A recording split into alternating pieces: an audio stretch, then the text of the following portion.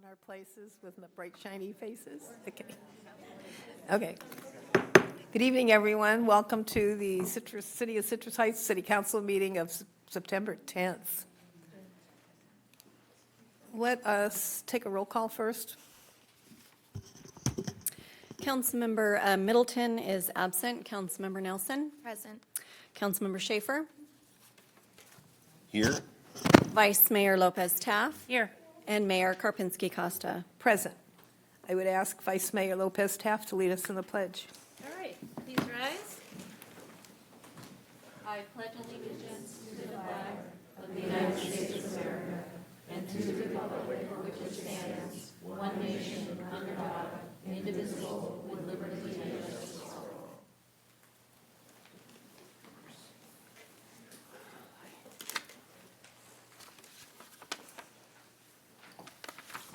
Hang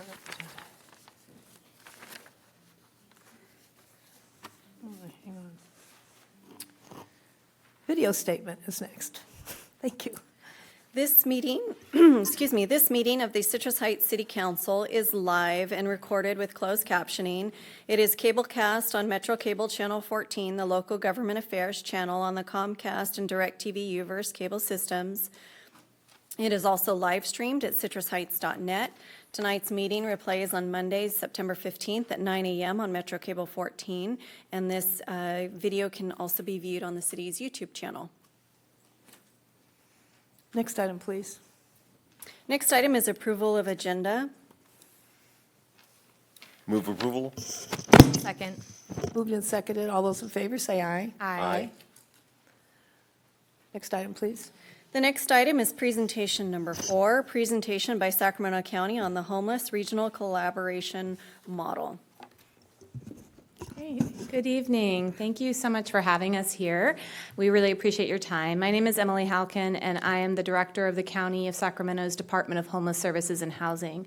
And with me here tonight are a few of my colleagues. Supervisor Rosario Rodriguez is here, County Executive David Villanueva, and Deputy County Executive Siobhan Katari. So we really appreciate your time and really look forward to hearing your input on this item. So as you know, addressing homelessness is a very complex issue. The causes and the impacts of homelessness vary, and there is no single solution. And just as the needs of those individuals experiencing homelessness throughout our community vary widely, we also want to recognize that those folks working in this space, including government, but also our nonprofit partners, advocates, faith community, et cetera, have different priorities and different capabilities to bring to this. However, one thing that we do hear pretty consistently, and I'm assuming that you may as well, is the desire for more transparency in our work and for stronger actions that really reflect the urgency of this complex issue. Homeless numbers have been rising in recent years throughout our community, and our residents are looking more towards you, towards local elected officials, to take bold actions and to more directly oversee a lot of the work that's happening here in our community. We have to acknowledge that today there is some fragmentation as the decisions on how we address homelessness are taken in multiple bodies. It's taken by different elected bodies such as yourself. It's also taken by some appointed bodies. And while throughout all these bodies, the staff work incredibly well together, we're all responding at times to different policy direction. So tonight I'm here to present to you a model for rethinking how we might approach this work. Really importantly, this model seeks to retain local jurisdictional control of existing housing and homeless funding, as well as land use decisions that you currently oversee, but also attempts to create a space where local elected officials can help to drive policy and set a strategic vision throughout the community on how we comprehensively address homelessness. We have to acknowledge that a part of it is delivering meaningful services to people living unsheltered, but also how do we braid new funding sources into those solutions, and then how do we integrate this with localized efforts on street management and management of public spaces. County staff have been working with your city manager and his staff for quite a while, for the past few months, to get their input and thoughts, and so tonight we're here to get your input. So before I discuss the proposed changes, just a little bit of level setting in history to help understand how we got here today. Central to sort of the history of how we think about delivering services in the homeless system of care is the concept of a continuum of care, or COC. Many folks, including us, consider the COC really the backbone of the delivery of homeless systems. COCs, as a function of the federal government, were modeled after what was happening in many communities in a grassroots way prior to the federal government engaging, which was really only about 30 years ago. And while local government has always had a really big role in delivering some social services, it was only about 10 years ago that you started seeing in California the creation of positions and departments such as mine embedded within local government specifically to address homelessness. And this is also when you started seeing bigger investments from the state with the HAP funds and the ERF funds and other programs that they oversee. And so today, 30 years after the creation of COCs, we have a lot more resources than we ever could have imagined. I do want to note that our COC has been incredibly successful at garnering funds. Today, they oversee just over $40 million of funds from the federal government, as well as changing numbers from the state HAP grant, but I think this year their allocation is about $8 million. But we also have a lot more challenges in addressing homelessness, a lot more complexity to this issue, and we haven't really revisited the structure that we've had in place for quite a while. So the organization and responsibilities of a continuum of care is laid out in federal statute, and just really general, most COCs have three components. First, there's the broad, often large membership of those who are working collectively to prevent and end homelessness. That's what's called the COC membership in this bubble. Secondly is a smaller appointed board, typically appointed board, to make administrative decisions around those COC responsibilities. And those are really explicitly laid out in federal law. They have to oversee the application for funding every year. They oversee the point in time count. They oversee and manage the Homeless Management Information System, which is our database. And then the third component in federal statute is you have an administrative entity called the collaborative applicant. And that's typically a government entity or a nonprofit, and they really run the day-to-day work of a COC.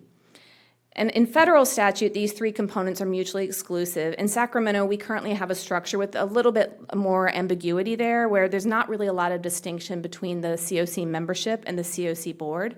And you should be familiar with Sacramento Steps Forward, who is the local nonprofit who serves as our collaborative applicant and HMIS lead.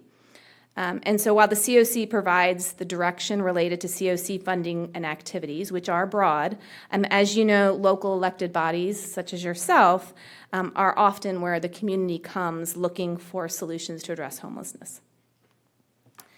So with that history and a little bit of the federal landscape, I want to shift back to our community and the efforts that we're working on. As we are facing not only a rise in homelessness, we're seeing a rise in an expectation that the community asks that we change our approach. There's a strong interest not only in ensuring that we're providing services to those in need, but also addressing the unintended impacts of unsheltered homelessness on the broader community. In addition, federal and state policy is shifting in a very similar way. It's really requiring that we're closer connecting our community engagement activities with street management activities, with our relationships with businesses and economic development activities. And as we see likely more shifts and cuts in federal funding and programs, there's also a need to be more creative and braid and leverage other funding sources. Most of those are social service funding programs that are run through the county. And so back almost now 2 years ago, the County of Sacramento, along with the Sacramento Steps Forward and the City of Sacramento, engaged a consultant to help offer some considerations on how we might think about a new model of leadership in the homeless system of care. And so this has been going on for a while. We've presented various iterations to staff and run some changes through that. And myself presented to the Board of Supervisors last month. Following the workshop with the board, they asked us to reach out to you, all of the cities in the county, and seek your input. And so today's is really the result of about 18 months of work with staff, much of which has involved your staff. So I believe you have a printout of this because it's a little bit difficult to see on the screen, so my apologies. We try to fit a lot into this visual.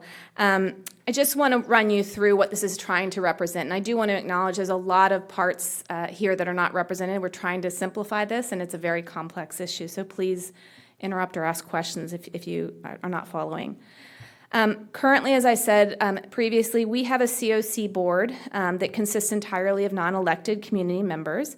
We also have a homeless policy council, which has not met in a while, but I think a few of you have participated in the past, which consists almost entirely of elected officials from throughout the county. And this model attempts at its core to merge these two concepts into what we're calling the Sacramento Homeless and Housing Board, or SHHB, shown in the yellow box in the middle, really elevating the responsibilities of both of these boards and rethinking membership to provide a greater level of public accountability. So working from top to bottom, in the red are the existing 8 elected bodies in Sacramento County. We are not proposing any changes to roles or responsibilities. Each of these jurisdictions retain budgeting authority and authority to set policy and program decisions for your local community.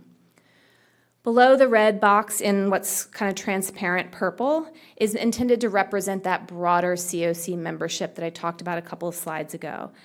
This membership should be very diverse. It should probably be very large. It should be inclusive of service providers, advocates, partners in the criminal justice system, healthcare partners, businesses, et cetera.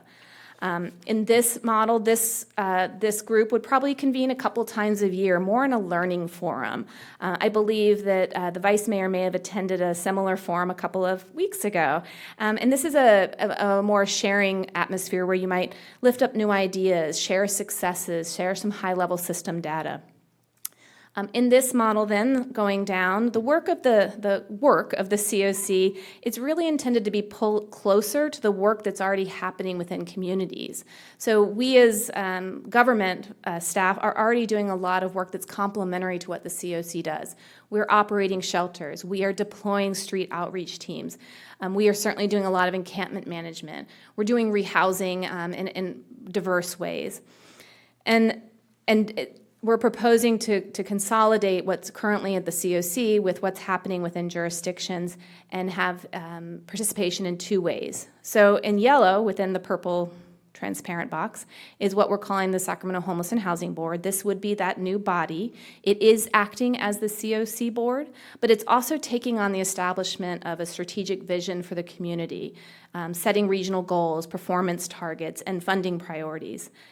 In this model, the board is primarily composed of elected officials who represent the broad constituency throughout the county, but who are advised and engaged actively with the COC membership, that broader purple box, through the biannual meetings that we just talked about, as well as through the subcommittees, which is really important and a really big shift in what's currently happening.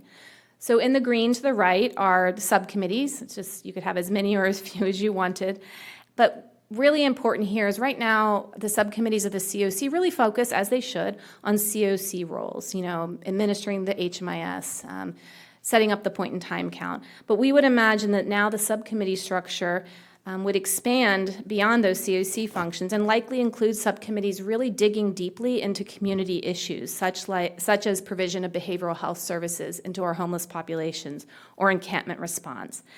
These subcommittees could be decision-making. We could delegate down some of the activities that currently stop at the COC to subcommittees, and so it really wouldn't change a lot of what those folks would be doing, or they could be advisory.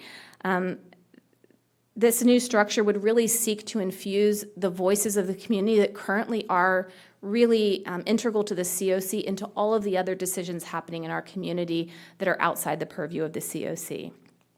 As one of our supervisors said when we shared this with them, the subcommittees really provide that expert advice from those people who are on the ground, running programs, working with encampments, to those who are publicly accountable, those like you who are elected officials, to help you make the best decisions and set the most appropriate vision. And then below that big purple box, in the blue box, is the strategic leadership group. This is comprised of decision-making staff of the various organizations implementing programs. So staff from the county, staff from all of the cities, the housing authority, and certainly our collaborative applicant, who is SSF. In the gray bubble to the left, I do want to point out that we are acknowledging that this requires work. This doesn't just sort of happen on its own. There is the need to dedicate staffing to manage this board and its activities and make sure that what we're promising here is actually carried out.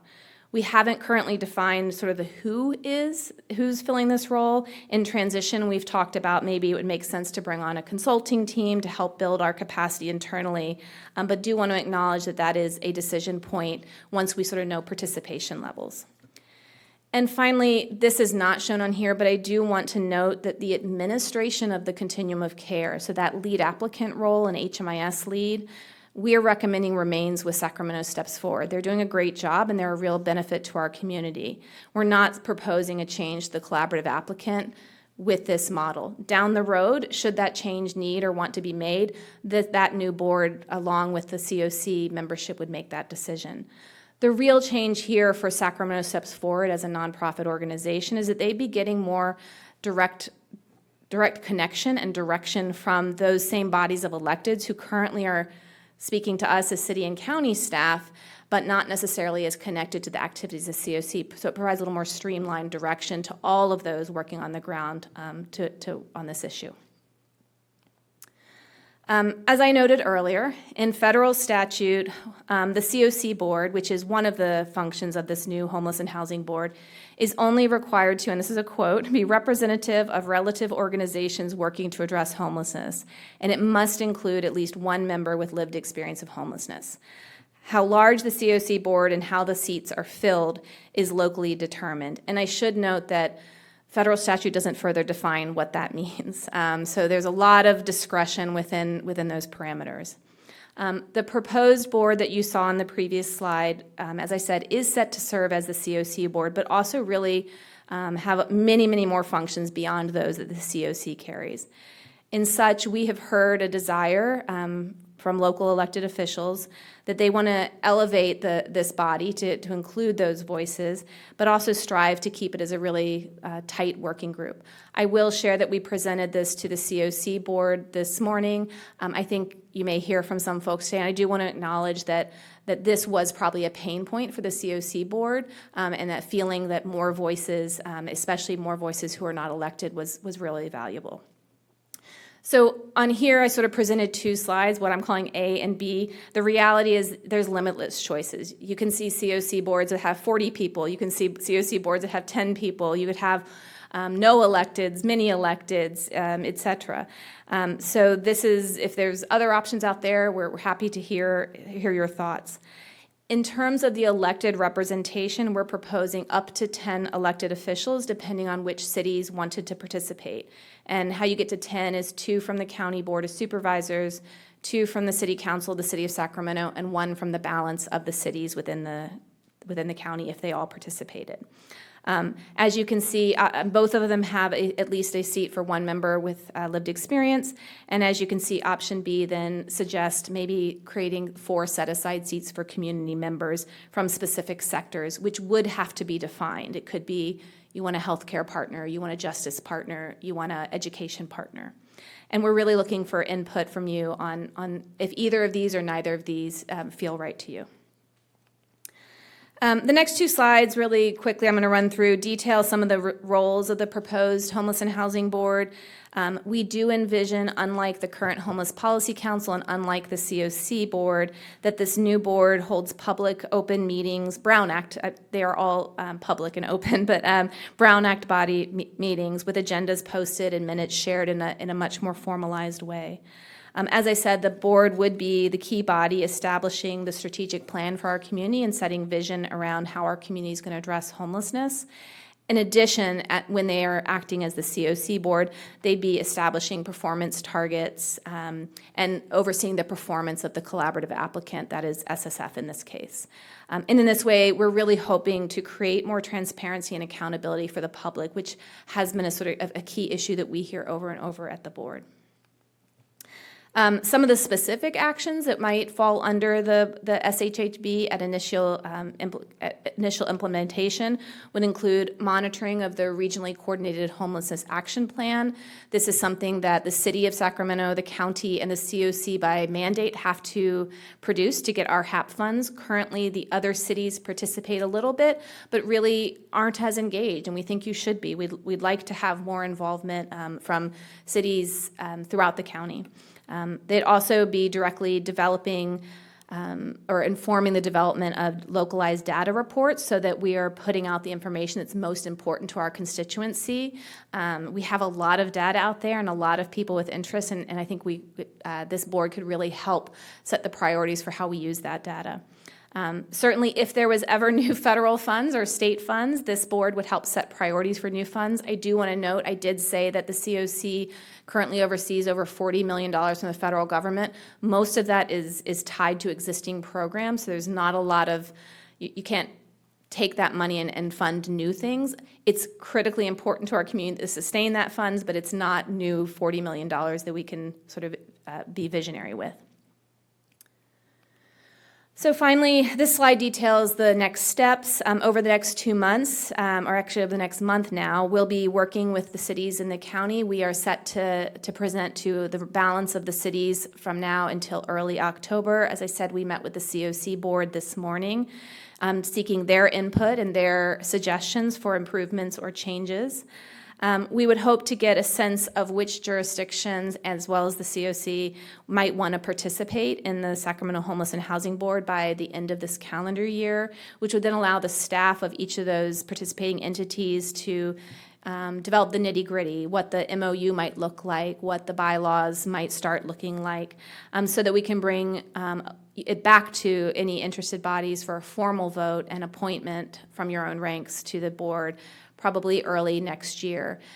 This is pretty ambitious and want to recognize that, but we always try to shoot for the moon. If all this worked out, then the new board could be seated potentially as early as Q2 of next year and really start implementing some of these efforts to bring a level of transparency and accountability to our work. So with that, I will stop, see if you have any questions for me or for my colleagues. Okay, we'll start with questions. Thank you, Mayor. I don't have any questions right at this moment, just a comment. So option B seems the better option to me, to include those extra voices.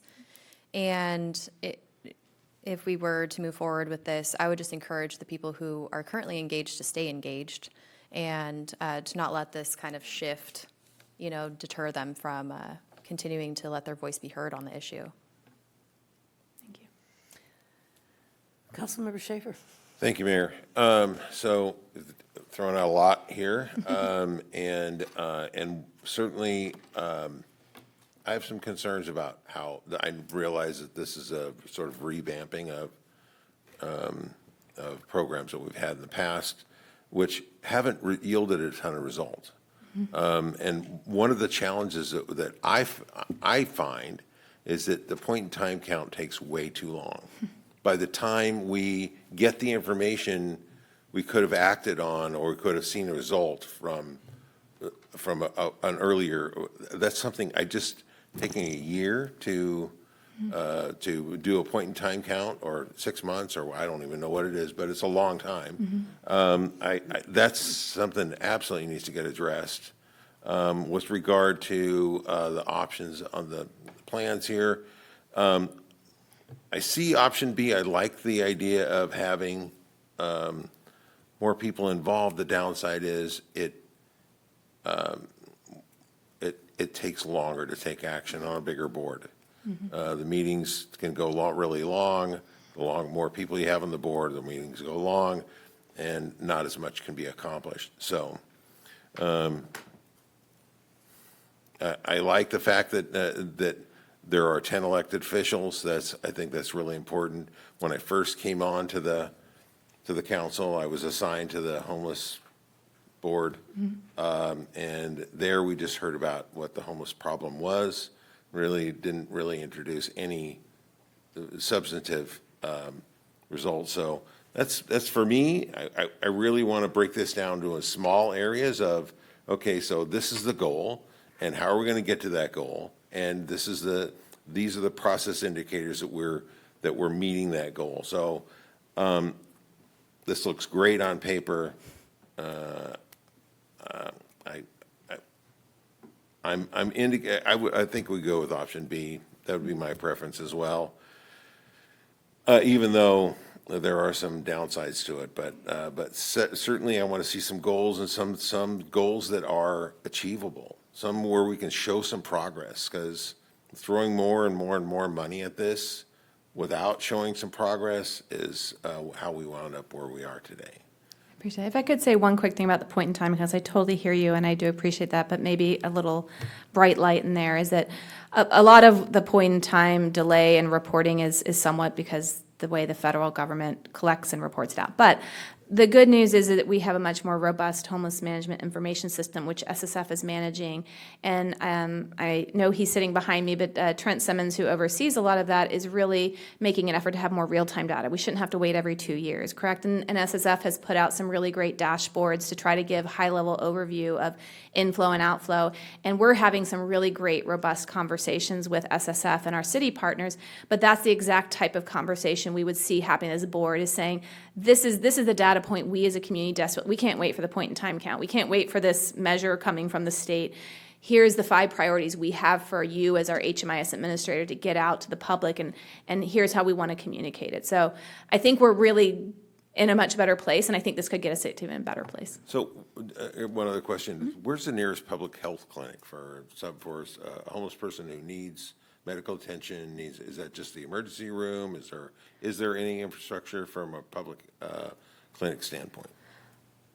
There are definitely clinics. I'm not sure. There's federally qualified health centers throughout your community run by nonprofits. I would also say we have core centers, and I'm not sure if Siobhan wants to talk about them. Those are for behavioral health instance, and there is a core center. I don't know the location in Citrus Heights. So we are trying to diversify access points.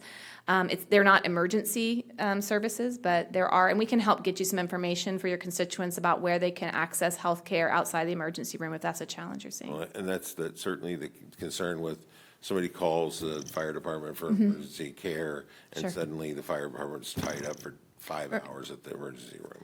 We can also work with you. I know that we've been supporting the City of Citrus Heights and some of your outreach work, and the outreach navigation program is done by Community Health Works, and they are a CalAIM provider. And so a great benefit of marrying those two things, again, sort of one of the impetuses here, is that they can help people navigate through the Medi-Cal system and sign them up for preventative health care and help access that health care so that it doesn't get to a point, because I completely agree with you, that it's gotten to a point where the only option now is the emergency room, or people don't know how to navigate the system, so the default is to go to the emergency room. Thank you. Yeah. That's my comments. Thank you so much for presenting. I currently sit on the Homeless Commission, and I really do like option B, and for one particular reason. One, it opens it up to community leaders, which I think we have plenty of very interested community leaders that we won't want to miss their voices.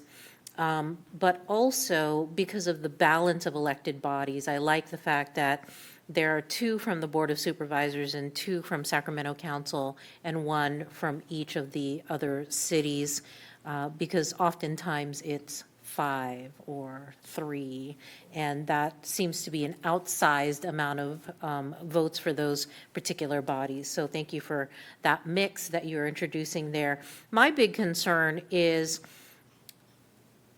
how much funding is going to be routed toward the structure. Yeah. And, I'm sure you have that information somewhere, but that would be something that I would like to have exposed early in the process, because we can't make a decision if we don't know if we're expected to make a contribution, if there's going to be some percentage that's going to be later down the line explained as our contribution to the structure, because all structures take support, and we want to know that up front, or at least I would imagine that we would want to know those numbers up front. The other thing is, with the continuum of care, or SAC steps, continuing to be, I'm guessing, in my mind, you said they're the collaborative applicant? Yes. Okay, so that would be the fiduciary. Yes, as a Am I collaborative missing applicant, it? they oversee administration of the COC funds as well as some HAP funds that come from the state, yes. Okay, so that would not change with your new structure proposed? We are not proposing, I will say at the board, we did have a conversation about what it would take to change the lead applicant or the collaborative applicant. That is a decision that can be made only by the COC board. Our recommendation would be that we not make that change, get this structure in place, set up some accountability and some expectations, and then see if that, we don't see any reason to change that right now. Okay, so that being said, then, if they are voting their own ability to remain the applicant or the fiduciary, in my mind, just makes better sense, then do they determine the contribution from each of the participating entities? Is it they here, you mean Sacramento Steps Forward? Yes. So Sacramento Steps Forward does not currently have a voting voice on the COC board, and nor would they in this option. The voting members would be elected officials, potentially some community members, and a person with lived experience. They are administrators of the funds. There are some COCs where the lead applicant has a voting membership. That is not our current structure.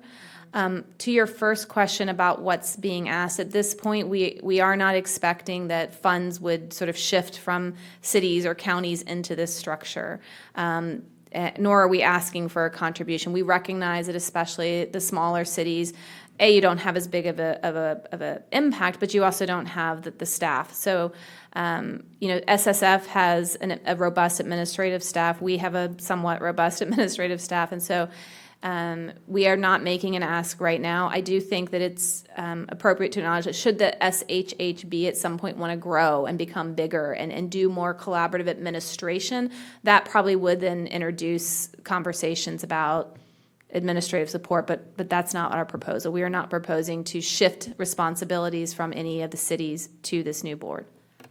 I personally, just by way of advice to you as you present this, I would love to know what the dollars and cents are that are at stake here. What are the different allocations that are given to the cities? What is the administrative cost that Sac Steps incurs, bills? I don't know what the terminology is for their administrative processes, because I think that too is part of the transparency we're interested in. I think that's really important to find out, because everybody's wondering, sure, we can talk in very broad terms, but when it comes down to it, these are tax dollars at stake, and we want to know where the dollars are. Thank you. I mean, I've sat on this board. I can't tell you where the dollars are going because there are 3 or 4 lines on an annual report that I have no idea what the detail means. Yes, thank you. Thank you. Appreciate that. First of all, thank you for coming, for sharing. I suspect this is the alternative to Senator Ashby's proposal. Is that what this is? This was in development long before that, but certainly there's a lot of relation, right? But we had been working on this for almost a year before Senator Ashby's proposal, but yes. Okay, so I want to echo concerns that she had. I sat on the homeless, excuse me, the 20-year homelessness, 20. 10-year plan to end chronic homelessness. That was the one. Yes. And it seemed 10 years was gone by, it never ended anything. And I was on that for many years. And so watch the money never get to the bottom where it needed to go, because it seemed to get stuck in administrative costs. So my concerns echo Vice Mayor's concerns that the structure is least important to me as it is on where the dollars are being generated and where they're going. And so the other problem we had on that board, it might have been 2 elected officials and many community members who would be your community leaders from specific, they don't know governance. And it was very difficult, especially during Tent City when the tents were going up. They don't know governance. And so it was almost chaos to go to the meeting. This is when Kevin Johnson was mayor of Sacramento. And it's like, who wants to go to this meeting? So I don't know that option B is my favorite, because I think elected officials know how to conduct a meeting similar to SACOG but I believe we need to have some sort of an advisory, which was in Angelique's, her plan included an advisory council to the board, so that get that input, but not necessarily, the governance of people who don't know how to govern, but they are passionate about what they know and do. So, but the governance to me is least important as the budget. And so this is true. There was so much, we had the guy from the federal government came and gave a beautiful presentation. Here's all these millions of dollars, but they weren't, other than, what's the one that, one organization was really doing well, but the rest was like, I'm sorry, they just weren't coming up with solutions. It was, just listing problems. And so I don't know that what it costs to have solutions. I like your continuum of care subcommittee, but they got to perform. And so is that where all the money goes, or does it go to this bottom crowd of people? And so I'd want to know the financial structure. Yeah, and so just a comment, I would equate the green subcommittees that you just called out as that advisory group. So those are the local experts, the folks from the continuum of care, people who have been working on the ground, convening and providing report and information and advice up to that elected body that you sort of referred to in the yellow. So it's recognizing that we probably need more than one subcommittee, maybe one to focus on outreach and engagement, maybe one to focus on housing solutions. And so that is where, in this model, the majority of sort of community voice would be, so that they could provide that expert advice up to the smaller board, which includes elected officials. And where does SHRA fit in this? Yeah, so SHRA they are noted down in the strategic leadership group as the Housing Authority leadership. SHRA is a separate joint powers authority, as you know, with the city and the county. They would still remain in this model, the functions that they serve as the housing authority and housing administrator. But we do recognize that their resources are really critically important to how we solve homelessness, right? They are a large landlord, they have a lot of resources. So we would look to pull them closer into the staff level work. And so that box saying housing authority leadership is meant to intend to say that we want them sitting alongside myself and your staff and SSF staff to really implement that vision set by the board.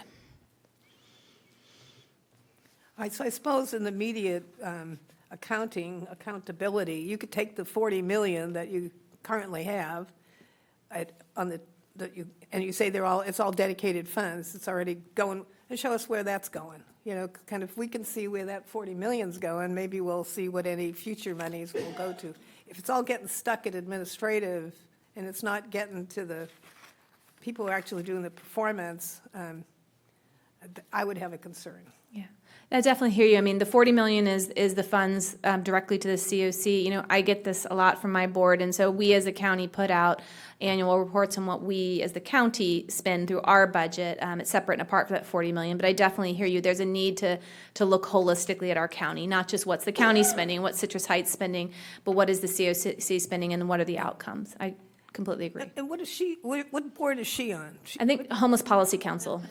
Do they ever meet? I don't even know that they've met. You never gave a report. Do they not meet? They have not met for a good long time. Yeah, so this was a board formed, I believe, right at the start of COVID by then Mayor Steinberg and Supervisor Kennedy to try to elevate the voices of electeds, called the Sacramento Homeless Policy Council. But I agree, and we've heard this pretty routinely, is that there wasn't really a clear direction or understanding about their roles, and so they gathered, and there was really great presentations and topics, but there was no actionable items. I don't think they've met in a while, I think in part because there's an acknowledgement that this conversation's going on, and so trying to codify sort of what that elected conversation would result in is part of the goal here, too. Okay, so when we go to the October 27th event, are you going to present this there too? Is that?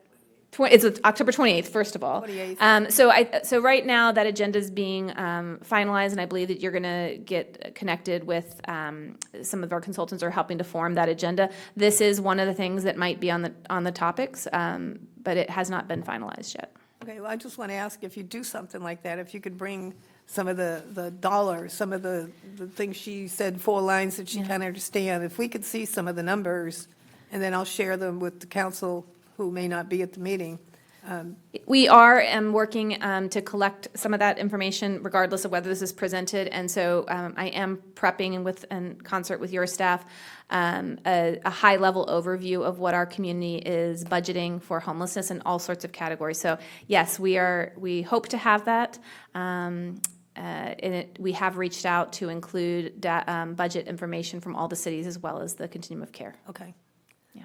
Any other questions after this bantering back? I want to thank my council members. Thank you. Thank you for coming.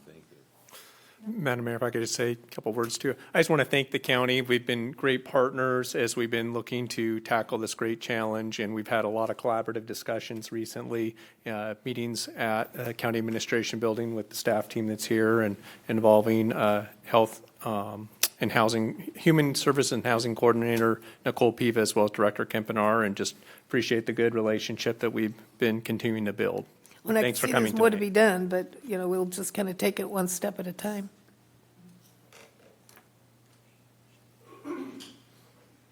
Okay. If that's it for that item, what's next? Our next item is presentation number 5, proclamation of the City of Citrus Heights proclaiming September 14th through 20th, 2025 as National Forensic Science Week. And I've asked Vice Mayor Lopez Taft to do this proclamation. All right. So we have the Citrus Heights Police Department, Lieutenant Nicole Gehring, and Senior Crime Scene Property and Evidence Specialist Danielle Stevenson here tonight to accept the proclamation. Welcome, thank you. So I will read the proclamation, and then you can make your comments, and we will take a few pictures. Okay, proclamation of the City of Citrus Heights proclaiming September 18th, 2025 as its Find the Good Day. Oh, Oh, did you get the wrong one? no, I think I have a mixed up script. What have you got, Kelsey? Let me, Have you got nope, forensic? it is the National Forensic Science Week. Okay. Whereas the third week in September 2025 is recognized as National Forensics Week, and whereas forensic science service providers address critical questions in civil and criminal investigations and trials in the United States, including by providing scientific conclusions related to forensic evidence, and whereas forensic science service providers partner with federal agencies to build and maintain criminal databases related to latent prints, DNA, and other information relevant to criminal cases, as well as other federal, state, and local agencies to ensure public safety, and whereas forensic science service providers serve a vital role in the criminal justice system by providing scientific information to investigators and officers of the court, and whereas City of Citrus Heights crime scene property evidence specialists are trained in physical evidence collection, preservation, and reconstruction of crime scenes to preserve evidence for future prosecution, and whereas the City of Citrus Heights is committed to the use of forensic science in the investigation of crimes, the prosecution and conviction of the correct perpetrators of crimes, and the exoneration of innocent individuals falsely accused of crimes in the United States.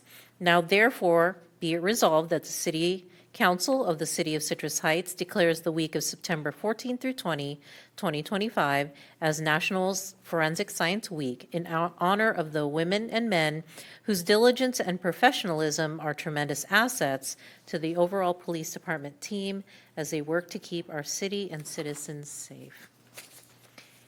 All right, welcome. Hi, thank you, Mayor, Vice Mayor, council members. Thanks so much for having us. I am your Senior Crime Scene Investigations, Danielle Stevenson. I've been with the department for 20 years now. Ooh, gosh, that's a lot. Couple minutes. I really appreciate your guys' support every year. We enjoy coming over here, seeing you guys, and honoring us for the Forensic Week.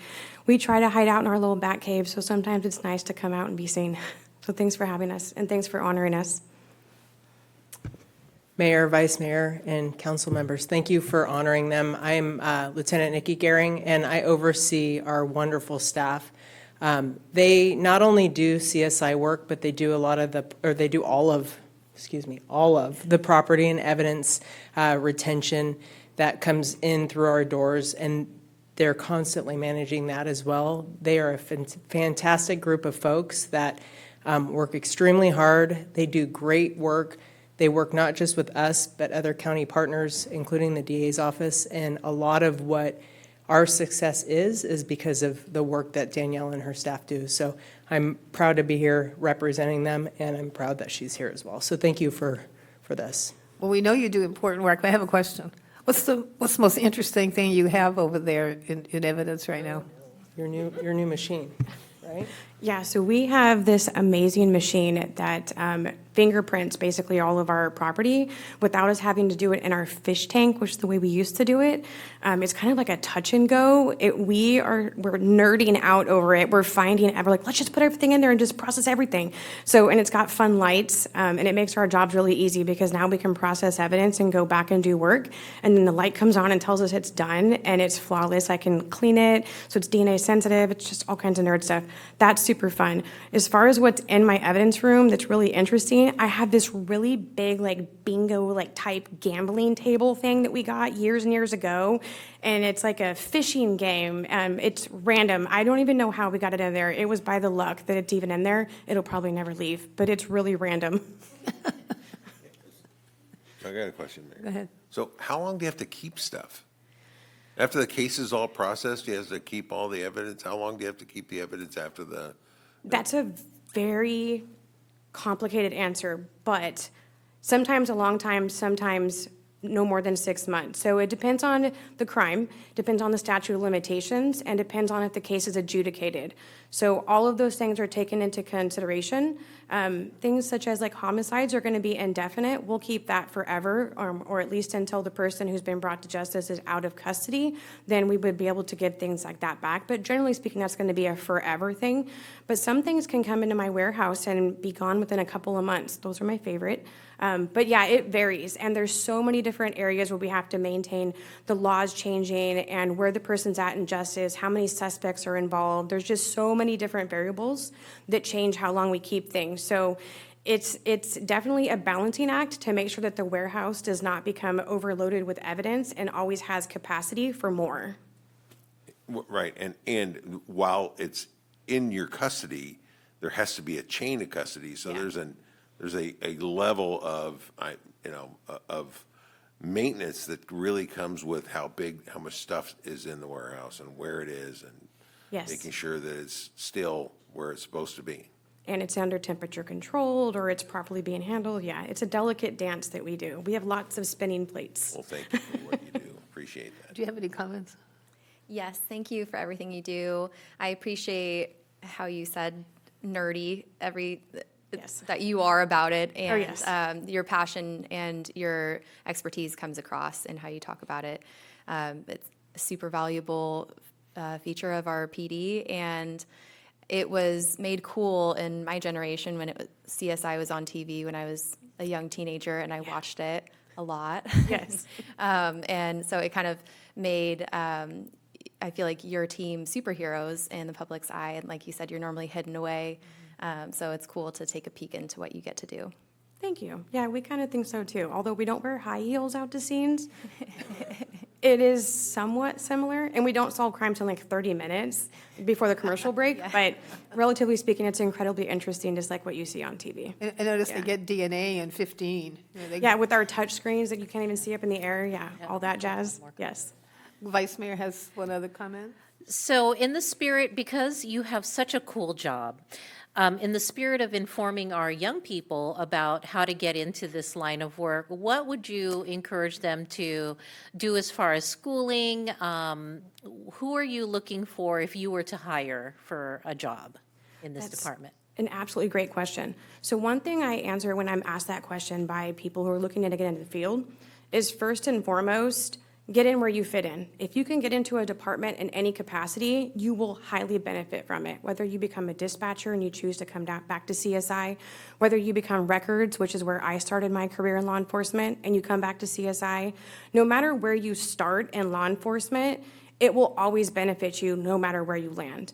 If you're in high school and you're looking for a career like this, focus on your writing skills, get classes in how to do photography, understanding cameras and things of that nature do ride-alongs, do sit-alongs, get interested, reach out to people, come up with the amount of questions and ask those questions, but not just to one person. Ask multiple agencies, ask sworn people, non-sworn people. The more data points you have, it will lead you to where you want to be. You may want to be in a smaller agency such as this, as opposed to a larger agency where I originated from. I actually like this more like family type feeling. It feels like I'm not just a number, but there was value in where I came from because it was such a large entity, the moving cogs. I learned a lot really fast, and I was able to bring that here. So I would say do as much research as you can as to the different agencies, whether it be a sheriff's department or a police department, and what they offer and how different they are, and start just doing the things that you can do as a civilian. Anything in college when it comes to English and writing and camera settings is great for being in CSI. What about chemistry? What happened to chemistry? Chemistry, that used to be a part of when I first started. We used to actually be mixing chemicals, but so much of nowadays you can buy the chemicals already pre-mixed, and so You don't I have don't to even know know I what could they are. properly mix anymore safely. There is one more way that they can get involved, and that's our Explorer program. So 14 to 20 and a half. Okay, Thank you. time for a photo? Yeah. All right. Photo op. I'm used to not being in the photos. So you're in. You get to be on this side.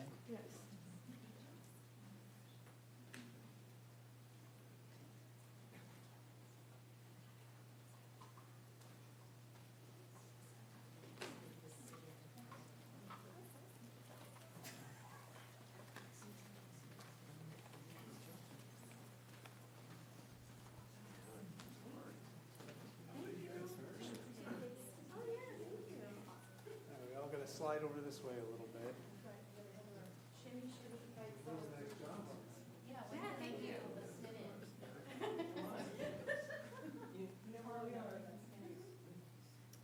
One, two, three. One, two, three. Yeah, 4, 5, 6, 7, 8, 9.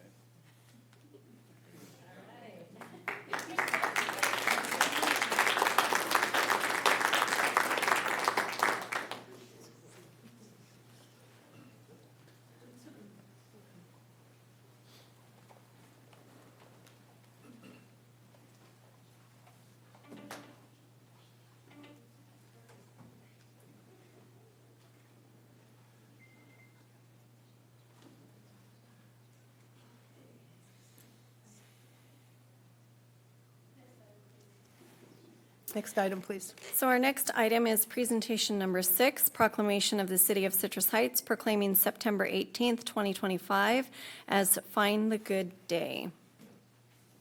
I've asked Councilmember Nelson if she's got the right script to do this one. It appears that I do, Mayor. Thank Okay. you. So we have Junior League President Ali Dumas and Junior League Sustainer Annette Pachetti here tonight. Come on up. Thank you. These ladies will accept the proclamation in honor of Find the Good Day. So, Citrus Heights proclaims September 18th, 2025 as its Find the Good Day. Whereas the Junior League of Sacramento is dedicated to promoting volunteerism, empowering women, and enhancing communities through effective leadership and action. And whereas Find the Good Day, observed on September 18th, 2025, encourages individuals to recognize and celebrate the positive aspects of their communities, to lift up one another through words and actions, and to intentionally seek opportunities that foster optimism, gratitude, and goodwill. And whereas on this day, we pause to acknowledge the importance of kindness, compassion, and community service as essential values that drive positive change, build stronger and more resilient neighborhoods, and remind us that small acts of goodness can create a lasting impact. And whereas the Junior League of Sacramento continues to play a pivotal role in advocating for meaningful community initiatives, cultivating civic leaders, and empowering individuals to contribute their time, talent, and resources in ways that make a lasting difference for generations to come. And whereas recognizing Find the Good Day promotes mental well-being, resilience, and stronger connections among family, friends, and neighbors, And whereas the City of Citrus Heights values the contributions of organizations and residents who embody the same principles of service, kindness, and community engagement that define Find the Good Day. Now, therefore, be it resolved that the City Council of Citrus Heights declares September 18th, 2025 as Find the Good Day in Citrus Heights and encourages all residents to celebrate this day by recognizing the good around them, uplifting others, and joining together to demonstrate the compassion that makes our community thrive. Thank you. Hello. Hello. Thank you. Thank you very much.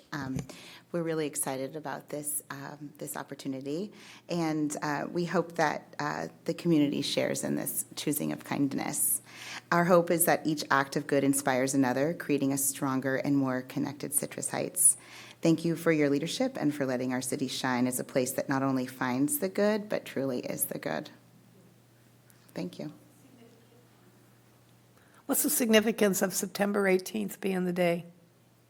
Oh, it's across the nation. They selected. Oh, it that is? day. Yeah, Junior League is a national organization, so it's an opportunity for everyone to participate.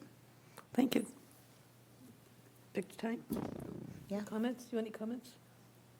Picture time? Thank you.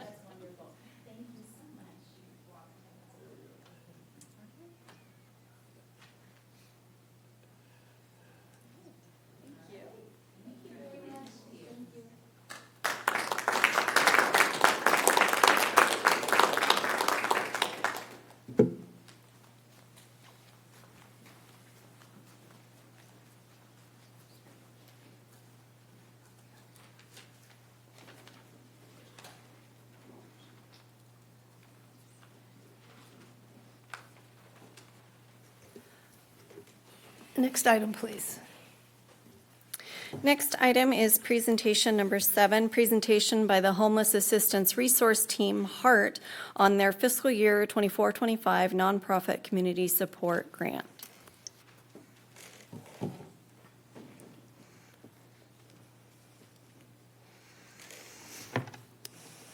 Thank you. Good evening, Madam Mayor, Madam Vice Mayor, council members. It's so nice to see you, and city staff. And thank you for this opportunity to report on the activities of Citrus Heights HEART. We are a nonprofit, volunteer-based, and we work with faith-based organizations here in the city, within the city of Citrus Heights, and we are coming up on 10 years. My name's Irene Ronachek. I am a founding board member and the current president. Our mission is, as a volunteer-driven, community-based nonprofit, is to be dedicated to preventing homelessness and to ending homelessness for folks living here in Citrus Heights. So we do that in a number of ways. The 3 programs that I'd like to highlight here, kind of in a reverse order, are our navigator support or community health worker support.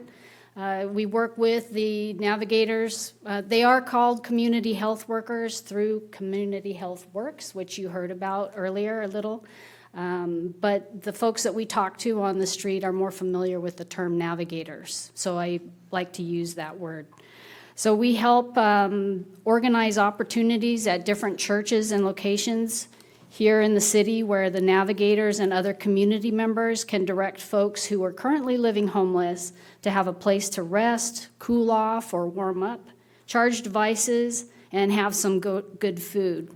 Most importantly, they can sit with the navigators The navigators can set appointments with these folks to meet at the different meal opportunities and go through the intake process and see what options are available for each of the new clients. Volunteers can also then help with follow-up for supplies that are needed, bus passes, rides to appointments, and certain financial support that we can offer.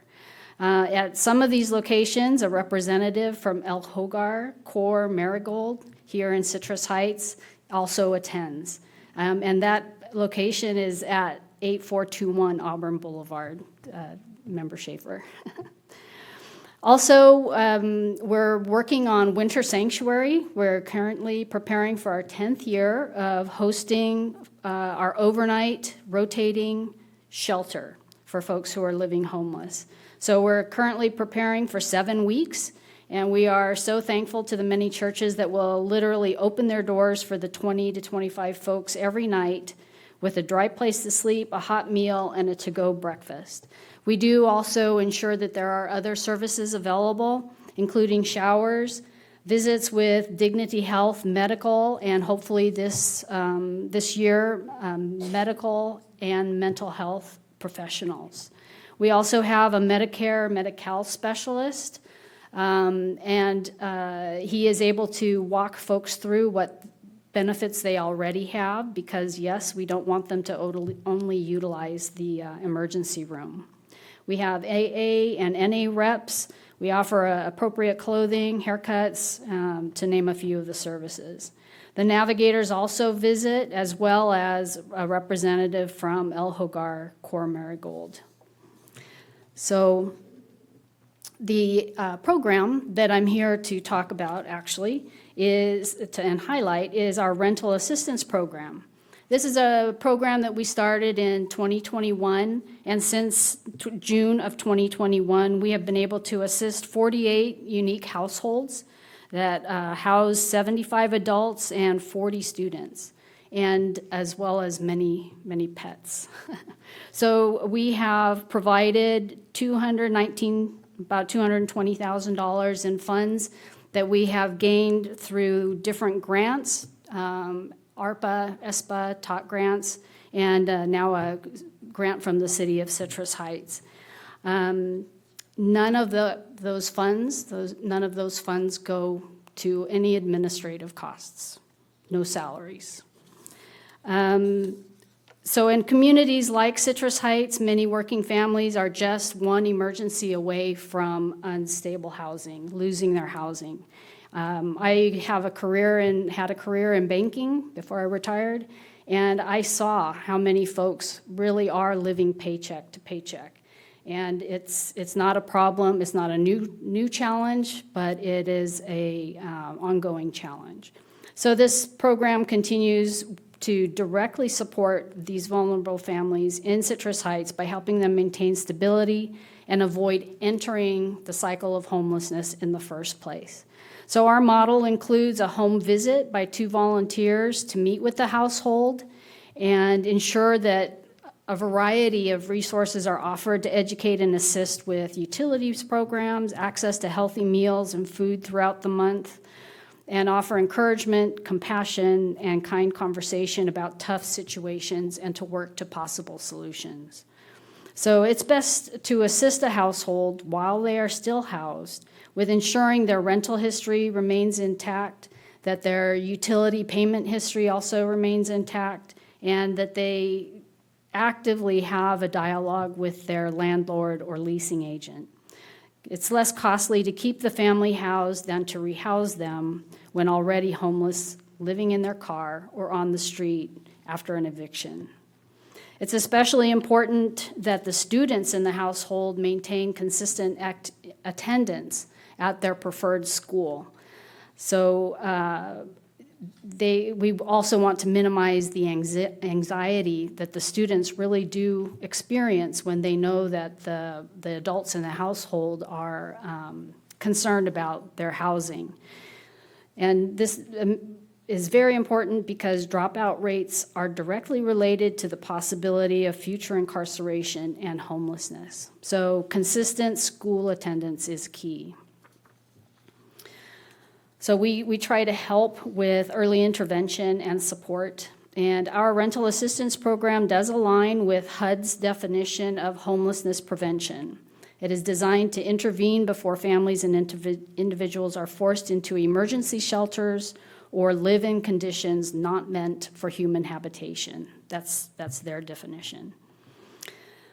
Indeed, the August 2025 newsletter published by Sacramento Steps Forward, who we spoke of earlier, notes that a top topic of focus for the continuum of care needs to be increasing prevention efforts to keep people from moving into homelessness by providing support, including bridge payments to help with circumstances such as unexpected costs and temporary job loss. So Citrus Heights Heart, with your help, is already doing this. I mentioned how many folks and how much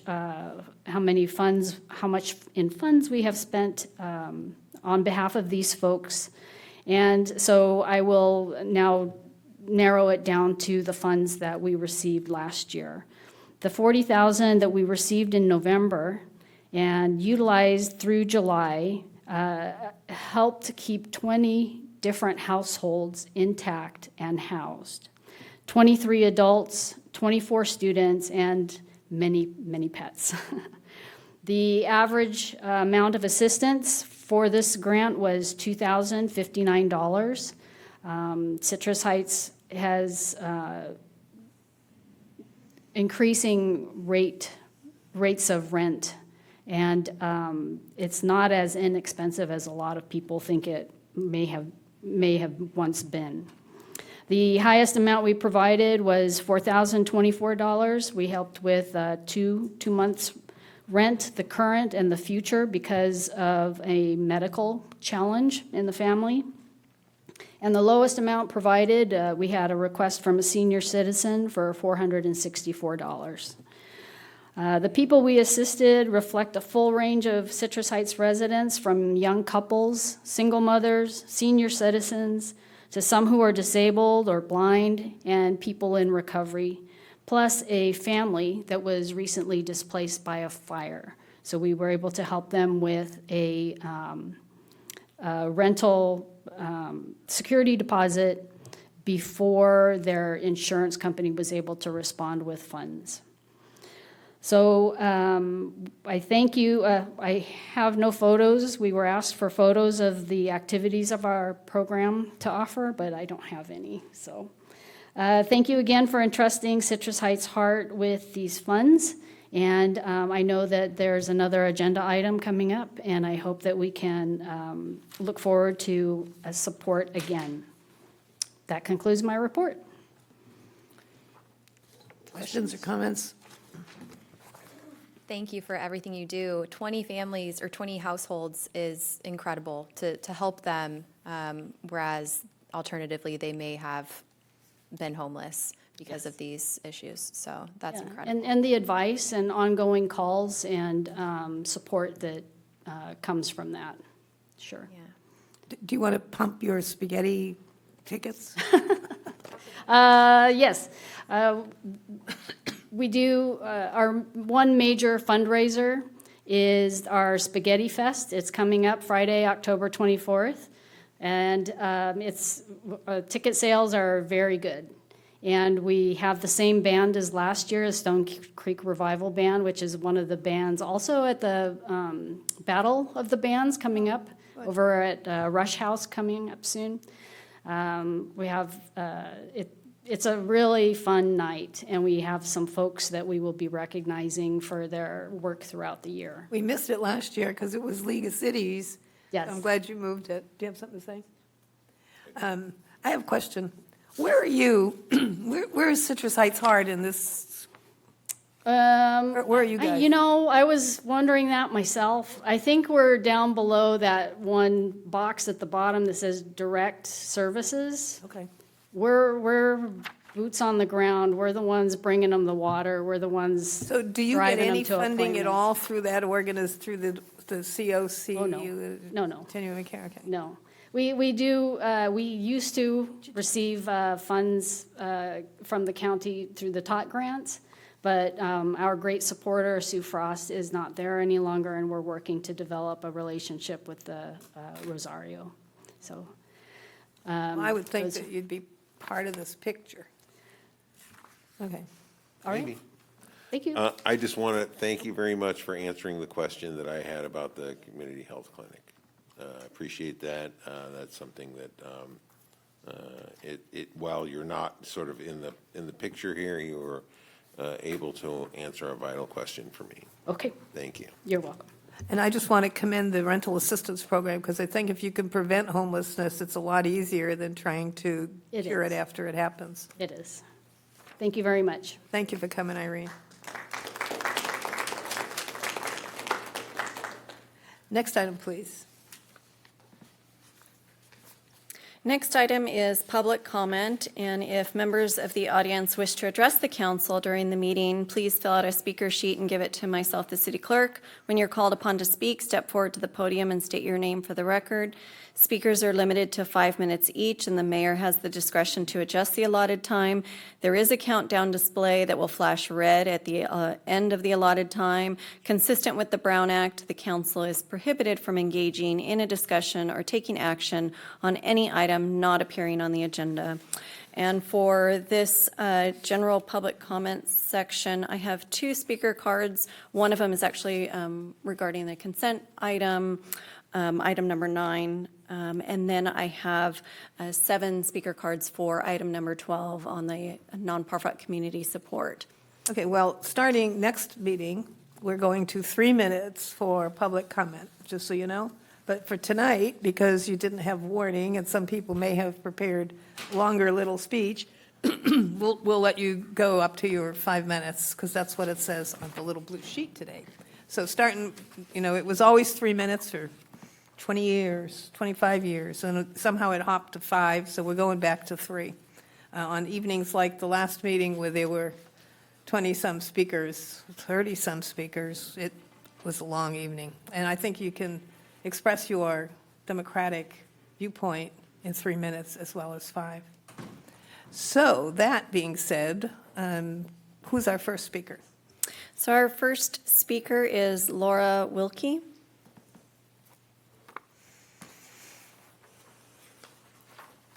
Good evening, Mayor Karpinski Costa and members of the council.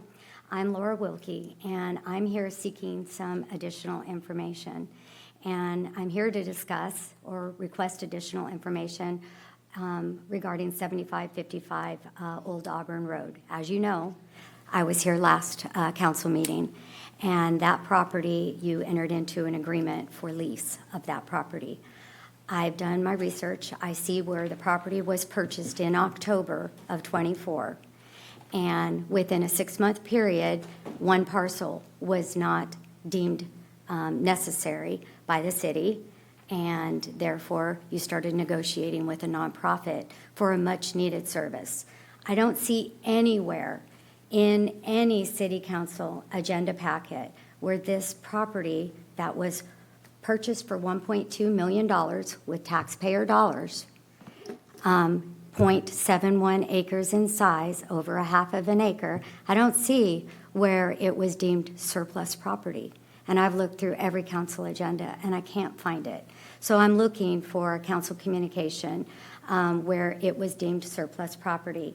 And the surplus, Land Act, the Property Land Act, there's government codes that regulate how an agency is to dispose of city-owned property.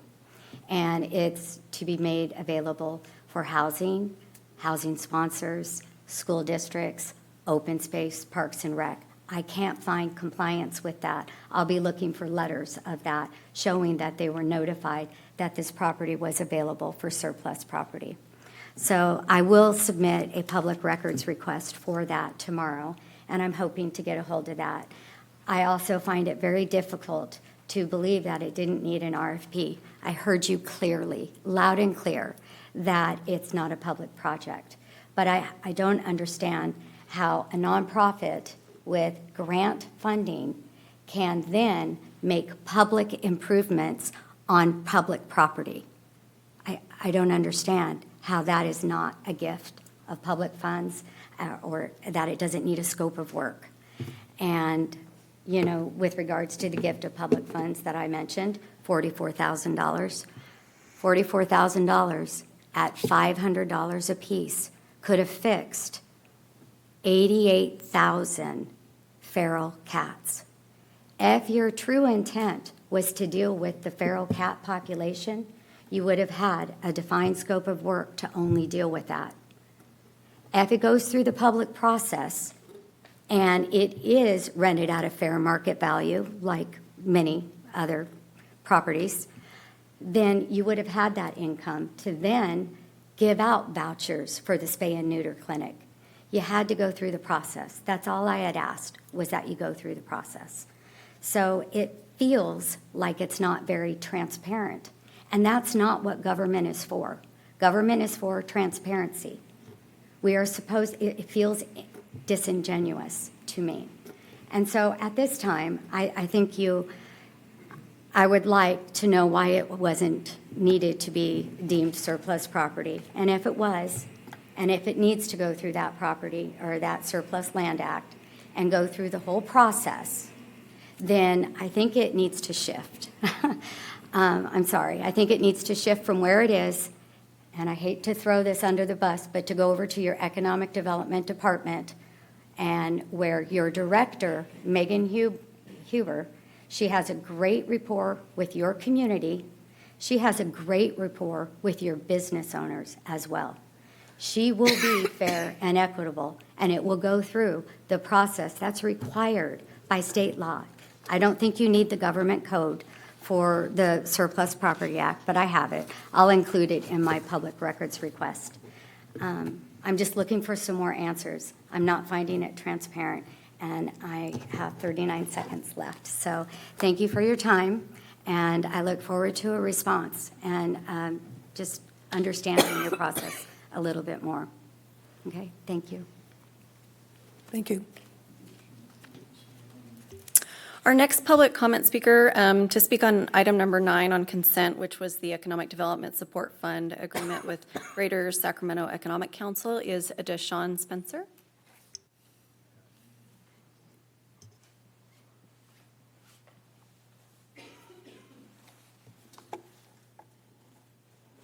Good afternoon, Madam Mayor, Madam Vice Mayor, and City Council members. My name is Deshawn Spencer. I'm the Associate Project Manager at the Greater Sacramento Economic Council, or GSEC for short. On behalf of GSEC and my leadership team, I want to sincerely thank the members of the City Council here today for your investment and resolute support for our mission to drive economic growth and create high-paying jobs in the city of Citrus Heights and the Greater Sacramento region. This city has proven itself time and time again to be a community prepared and ready for investment.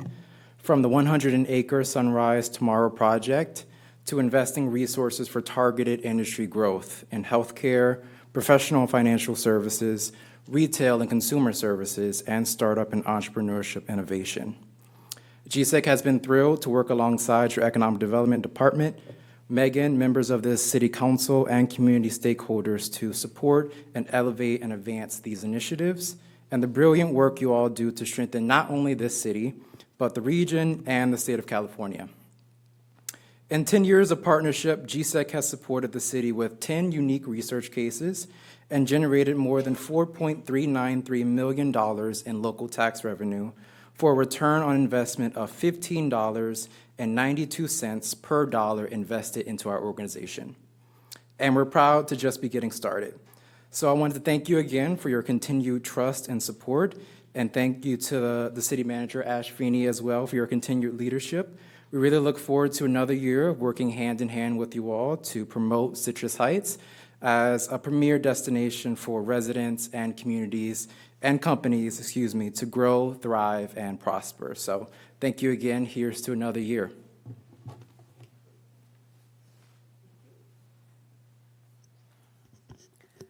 And that's all of the public comment for this section of the agenda. The next item is comments by council members and regional board updates. We'll start with Councilmember Nelson, because it's easy to just start at one end and scoot along. Thank you, Mayor. I have a couple events to report on and then a couple future events to promote. So I was fortunate enough on the 5th to attend the Hope Gala. And that was my first experience with the organization that puts it on. It's to support domestic violence victims and their children. And it was a hugely impactful event. So I look forward to supporting them and attending in the future. And then I also had the privilege of attending the Tower Bridge dinner on Sunday. Oh, did you go? Yeah, my first time. Quite enjoyed it. It was a great opportunity to sit on the bridge and actually just inspect the architecture of it all and to just celebrate the region. And then speaking of celebrating the region, we have a couple events coming up in the art space. So the first is this weekend and next weekend. It is, I'm going to hold up the magazine here for it. It's SAC Open Studios from Verge Center for the Arts. And you can find them online. It's Verge Center for the Arts. This is a countywide tour of artist studios, so over this weekend and next weekend. And we have a few Citrus Heights, or 2 Citrus Heights artists in here that I wanted to shout out. So Maria Soto is showcasing her photography, and her studio is at 6710 Conmara Circle. Conmara? I think I always pronounce it a little differently. Oh, okay, Conmara. Here in the city, and her website is mariasotophotography.com.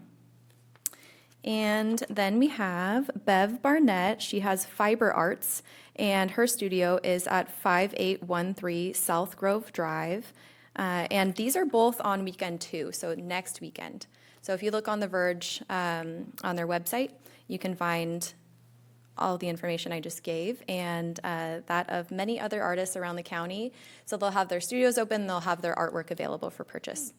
So it's a great time. They're actually having a kickoff party tomorrow night at the Verge office downtown, their location there. And then we have Terra Madre coming up that I've mentioned before. That is the last weekend in September. And let me pull up my computer here. It is free to attend, and it is an international food event, and it is normally held in Turin, Italy. And Sacramento was lucky enough to get the Western Hemisphere version of this event. So every odd year, it'll be held in Sacramento, which is very cool. So in Italy, it attracts a crowd of about 300,000 attendees. So pretty big deal, and it's going to be very exciting to have that here in Sacramento, in our county.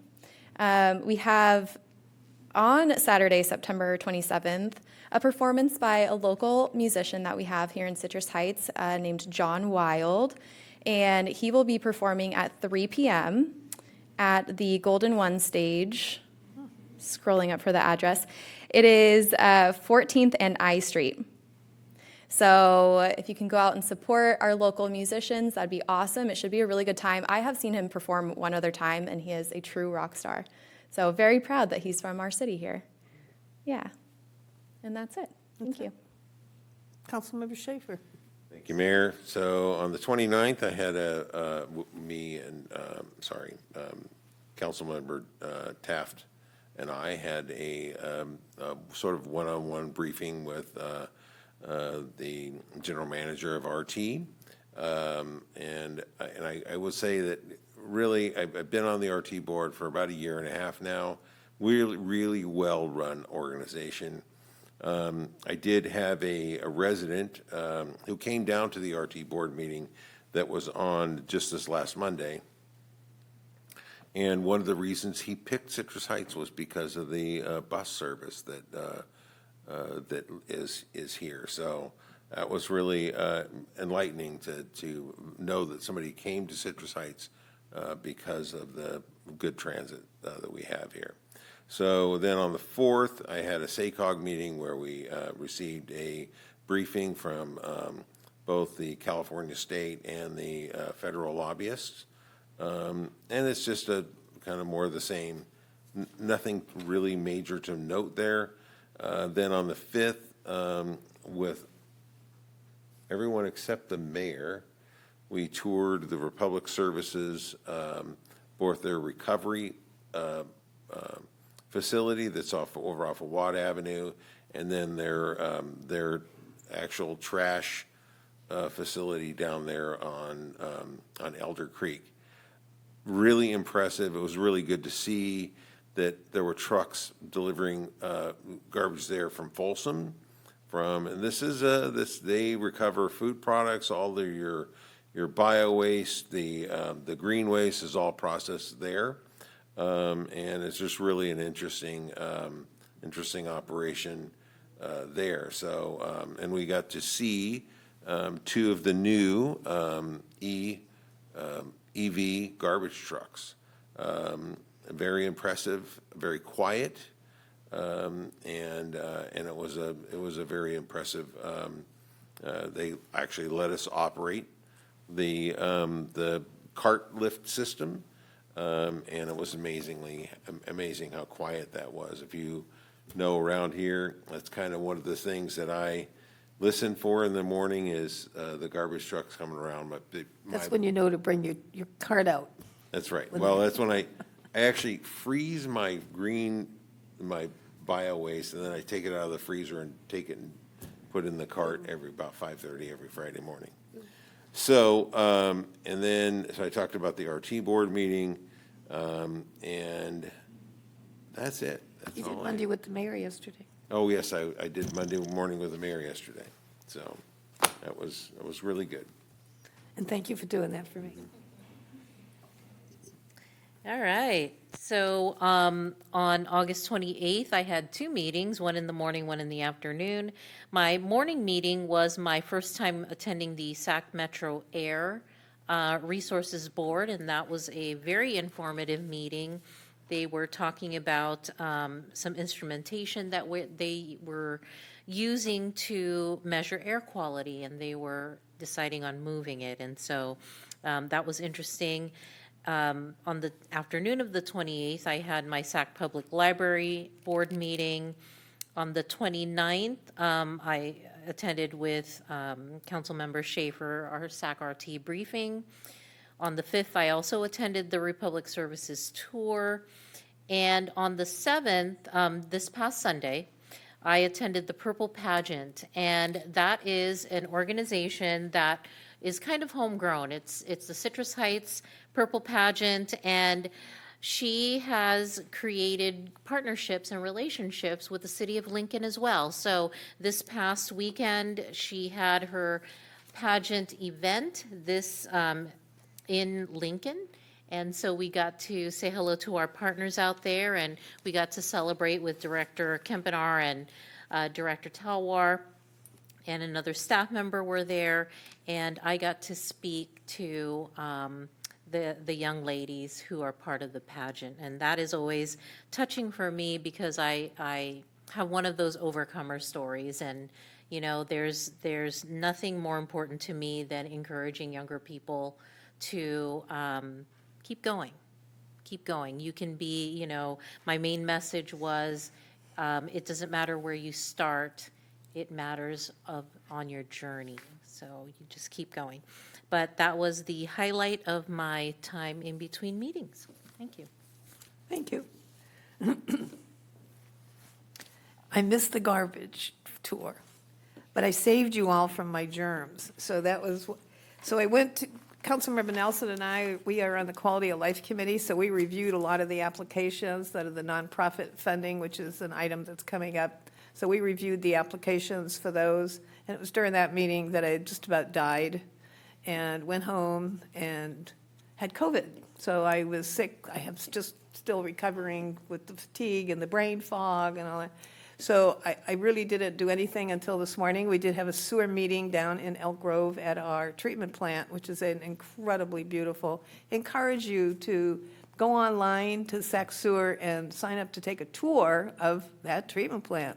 You know, we approved the rate increases over the next several years. They're going to be creeping up little by little. You're just going to see it small instead of big whopping increases. But, you know, we've got some issue with solid disposal.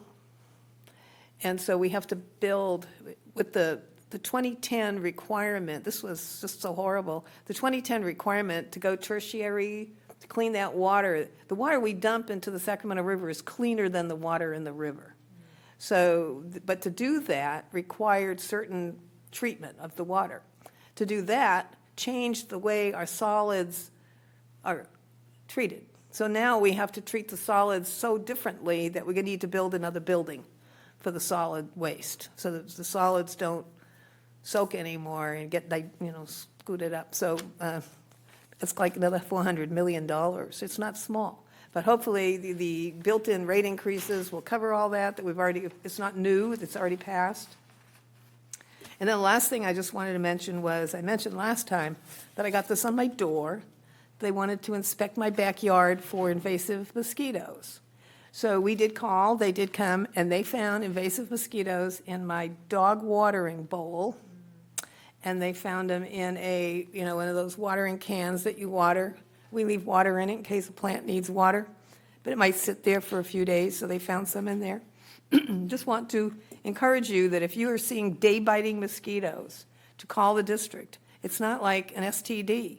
So just don't be embarrassed. It's part of being diligent is to get these mosquitoes. The district will come out. They went through the yard. They didn't need to fog or treat my yard, but they did point out the places where they took samples and found these larvae of the invasive mosquito. It was not the mosquito, but the larvae. So these are the mosquitoes that carry diseases that we don't have here yet. But once we have the mosquito, then the disease can easily move in. So it's important that we try to get these guys before they establish themselves in that's why we call them invasive mosquitoes, because they came from somewhere, and now they're invading us. So anyways, those little guys, so if you have day-biting mosquitoes, report those. West Nile has been low this year. Those mosquitoes are just kind of at a minimum. Statewide, there's been a couple of human deaths. So I still want to remind you to dump and drain and dawn and dusk and DEET and all that stuff, because it's very important. This is the last part of the summer now. We're going to get some of the heat next week. Mosquitoes like to multiply, and so it's a big deal. And it's something you can do to prevent disease for yourself. And I'm not embarrassed. I mean, it happens. And so if you have day-biting mosquitoes, we need to know about it. Thank you. And that's all I have. Next item.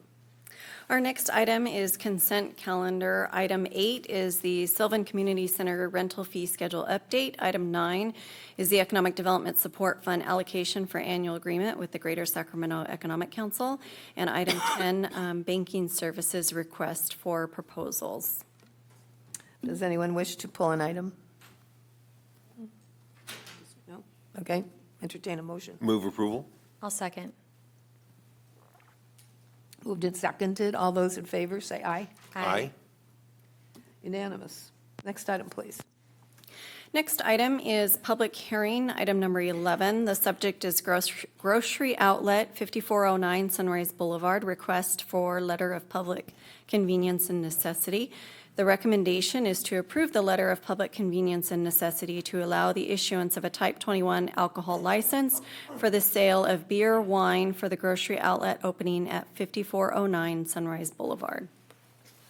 Good evening, Council. Allison Bermudez with the Planning Division here tonight with this item. As mentioned, this is a request for a letter of public convenience and necessity for a future store coming to 5409 Sunrise Boulevard. As you might recall, a public convenience and necessity request is presented to you when a census tract area is deemed over-concentrated by the Department of Alcoholic Beverage Control, otherwise referenced as ABC. So ABC, geographically, the census tracts are identified with a certain number of licenses that are allowed per that census tract. And when that number is reached, any additional licenses then are referred back to the local agency for review and approval. And in the case of Citrus Heights, you are that body. As mentioned, this is a new grocery store. This is coming to 5409 Sunrise. It is part of or within the area we call Sunrise Village. They're at the northwest corner of Sunrise and Madison. You might recall this was been a long vacant building where the former Rite Aid is located. Last year, we received the application for the new grocery store. They are doing a major remodel interior as well as some major exterior enhancements, and that work will be starting soon. They're in the permitting process. But as part of their mix of products, alcohol is proposed to be included. So if you're not familiar with Grocery Outlet, this is our second location in the city. They're a retailer that sells grocery items, household items at a discounted price. They're typically overstocks or closeout products that they buy from name brand retailers or some private label suppliers. This store proposes to operate 7 days a week, 7 a.m. to 10 p.m., and they expect to employ about 35 persons. The store has a floor area dedicated to alcohol sales of about 800 square feet, which is about 6% of their total floor area. Alcohol sales are expected to be about 4 to 5% of their overall sales, so a very small amount. Mostly provided as a convenience to customers that are shopping for other items. The store does have some enhanced safety measures, including they train their staff with the specialized regulations of selling alcohol for ID verifications and the selling of alcohol to persons coming in the store, so all the cashiers are trained. They do have a security store surveillance. They all have 16 cameras in the store and many of them dedicated to the alcohol floor area. As mentioned, the request is for a Type 21. A Type 21 does allow the sale of beer, wine, and distilled spirits. The census tract that they're located in is the 8138 census tract. We saw this census tract a few months ago with Amazon, so it's the same center. That census tract is identified to only allow 2 alcohol locations, and currently we have 8, which does seem like a high number, but when you look at the overall census tract, the number of licenses allowed per tract is determined by population, and this census tract is very heavily in the commercial buildings, so the population is not as large as some other census tracts, so that's why their number is lower. So 8 is to be expected in an area with so many retailers within that boundary. This shows the census tract. You see it goes from Madison up Sunrise to Greenback and down, so it's a very large census tract. And then all the yellow along Sunrise is the commercial area. This census tract is also at the intersection of 4 different census tracts. So this one starts at that northwest corner of Madison and Sunrise, and to the right-hand side, like on the Smart and Sinal side, is a different census tract, and a different census tract where the Trader Joe's Center is, as well as the other quadrant on the other side of the street is a different one. So when you look within this census tract, you can see the locations shown on the map, that there's 8. Several of them are at the north end of the tract along Greenback, but within the vicinity of this proposed location, you have a liquor store, you have a gas station, and then the Amazon Fresh. Probably a more reasonable way to assess whether this should be granted or not is to look within the vicinity of this location. So for that purpose, we have looked at a 1,000-foot radius. So this picks up the quadrant of the intersection and includes all 4 census tracts. And within that area, you'll see the 7 locations, the 2 gas stations, the Smart and Final across the street, the Trader Joe's, the Amazon Fresh, and the liquor store, and then this proposed location. So if you look within that 1,000 feet, there are 2 other grocery stores, actually 3 other grocery stores, and each of them do sell hold a Type 21 license. This was put out for public review, as noticed in the newspaper. We have covered it with the police department, and they have supported this request. And also contained in your packet was a letter from the Sunrise Marketplace, who is supporting the issuance of the license as well. I do believe the applicant or representative of Grocery Outlet is here tonight, should you have any operational questions. And before you is the motion. Okay, this is a public hearing, so before I open the public hearing, are there any questions for council, from council? Okay, good. Allison, what's the other type that we typically see besides the type 21? I was trying to remember what the number was. So this is for an off-sale, which means the liquor is sold to be consumed off-site. And there's a type 20, which just is for beer and wine. And then there's a type 21, which is beer, wine, plus the distilled spirits. Okay, thank you. Any other questions? Okay, then I'm going to open public hearing. We hear from the applicant, if they want to speak? No? Okay, is there any public comment on this item? Seeing none? Close the public hearing. Entertain a motion. I move to approve the letter of public convenience necessity to allow the issuance of a type 21 alcohol license for the sale of beer, wine, and spirits for the Grocery Outlet opening at 5409 Sunrise Boulevard. I will second. Moved and seconded. I just want to make a comment. This is like going to be grocery store corner. Somebody, up Auburn Boulevard. It's a wonderful store, by the way. The Grocery Outlet that's on Auburn Boulevard and Greenback is just a great store. So I mean, it's great wines, really good Zinfandel in there. So we'll just, all those in favor, say aye. Aye. Aye. It's an aye for the Zinfandel. The next item is regular calendar, item number 12. The subject is allocation of nonprofit community support fund fiscal year 25-26. The recommendation is to adopt a resolution approving nonprofit community support fund allocations for fiscal year 25-26.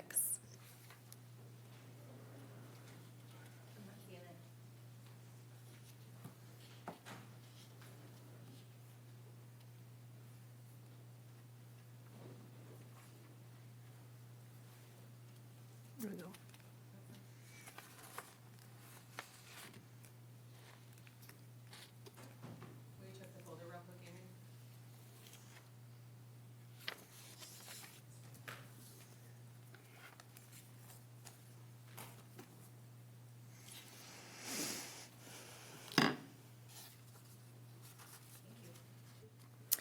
Good evening, Council. I'm Megan Huber, Economic Development and Community Engagement Director.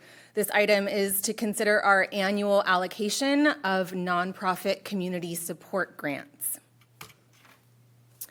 This year's program was launched in July for an application window of about a month, shared on a variety and all of the city's communications channels, along with specific listservs to make sure we're reaching community groups and community organizations.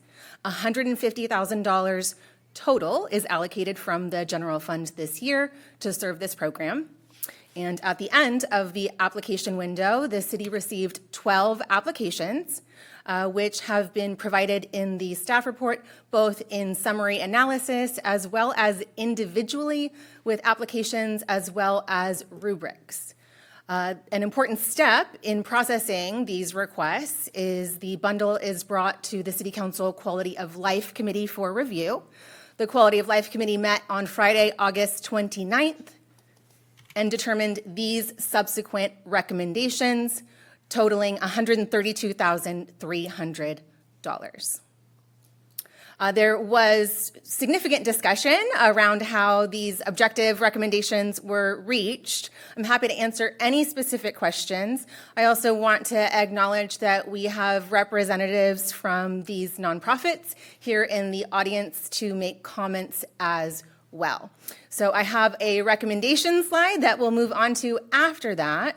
Just before I open it up to their public comment, I'd like to check and see if there are any questions around the applications or subsequent recommendations. Are there any questions? So Megan, you mentioned that we had $150,000. Where's the 17.7?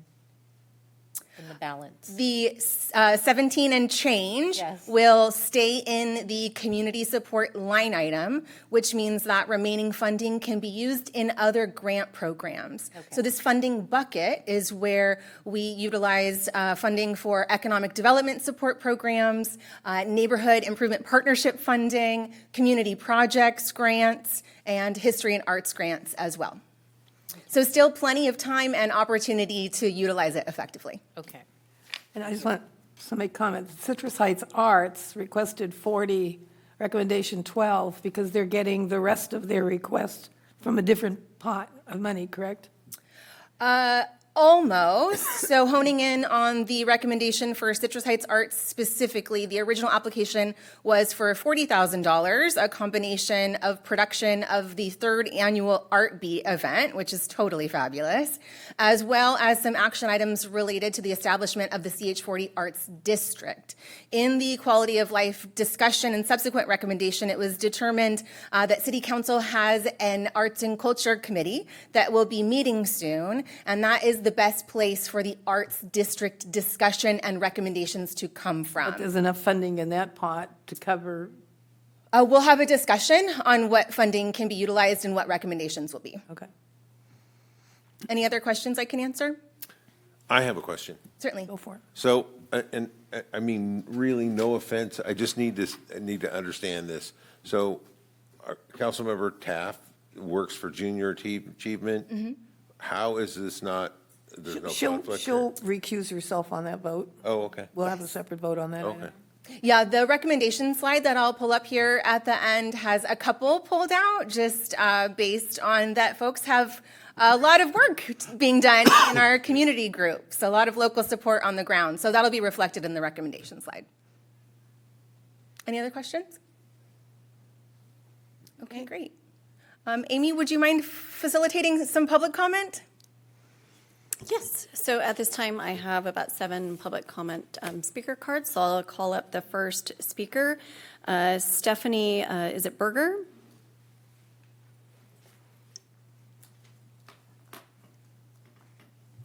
Good evening, Mayor, Vice Mayor, council members.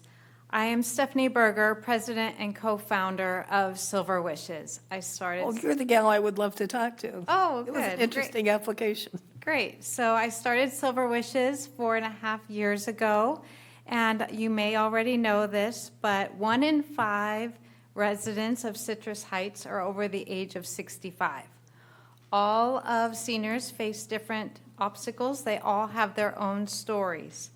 But the biggest obstacles that seniors are facing right now are health and mobility issues. They are 80% of seniors face at least one chronic illness. 50% have at least 2 chronic illnesses. They also are facing mobility issues, creating loss of independence. It leads to more frequent falls. They're facing obstacles of social isolation and loneliness, which also put them at risk for more serious health conditions like heart disease, stroke, cognitive decline, depression, anxiety, and most of all, too, most seniors are also facing financial insecurity with rising costs of living, medical cost, housing. Their savings and retirement funds are depleting even faster. So Silver Wishes is requesting a grant to support our core program, which is fulfilling one-time meaningful wishes to seniors that live in Citrus Heights. These wishes are thoughtfully tailored to each individual's needs, and they may include wishes that overcome safety hazards in their home, like the wish we granted for Ken and Leslie, whose carpet was bubbling up. Some of the areas had holes in it. They were tripping hazards. They would just pile scraps of carpet on top of each other, making it unsafe for them. We were able to make their wish come true, rip out their carpet, put in vinyl plank flooring. They're now able to live in their mobile home for even longer in a much safer environment. Some of the wishes might include new furniture, especially power-lift recliner chairs are our most popular wishes. A wish as simple as a new chair, for example, for a wish for Ted. He had surgery, couldn't even get up to go use the bathroom without assistance, but with a power-lift recliner chair, he can get up and go on his own. Or maybe it's something like a burst of joy, like creating a fresh yard makeover.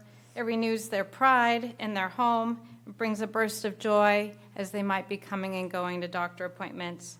And wishes might include funding opportunities to learn new hobbies, like the wish we granted for Linda.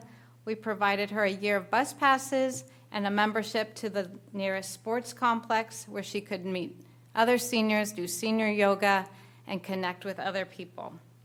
By granting wishes that span practical needs and joyful experiences, Silver Wishes provides more than a one-time hour of just smiles, but we help restore dignity, bolster independence, combat isolation, and most importantly, we change their outlook on life going forward. Your support will help empower us to fulfill several meaningful wishes to seniors in Citrus Heights, enriching their well-being and reminding them that they are valued and they're supported members of this community. And I just want to close with one testimony, the wish that we granted for Julie.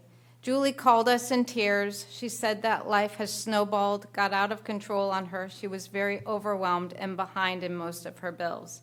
And she asked if we could help her with some of her bills. And we said, no, we don't give cash, we don't pay bills. Is there an obstacle that you can't overcome on your own that we might be able to help you with? And she said, I haven't had hot water in a year. I can't afford a new hot water heater. Well, we were able to help grant that wish. She called the next day after it was installed. She had a lift in her voice. And she said, I forgot how much a hot shower can change my outlook on life. So thank you for your consideration.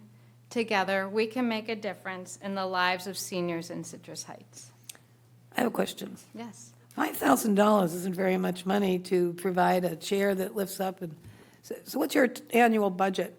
Our annual budget is $95,000. We're 4.5 years old. I requested a small amount because we have been in Placer County for the last 4 years, and 6 months ago, we branched out into Citrus Heights. So we're just slowly working our way, and we understand it's going to take us time to just market and get our word out that we exist, so we didn't want to ask for too much, but we know that we can use $5,000 and put it to very good use. Thank you. Any questions for Laura? Thank you. Our next speaker is Tara Taylor.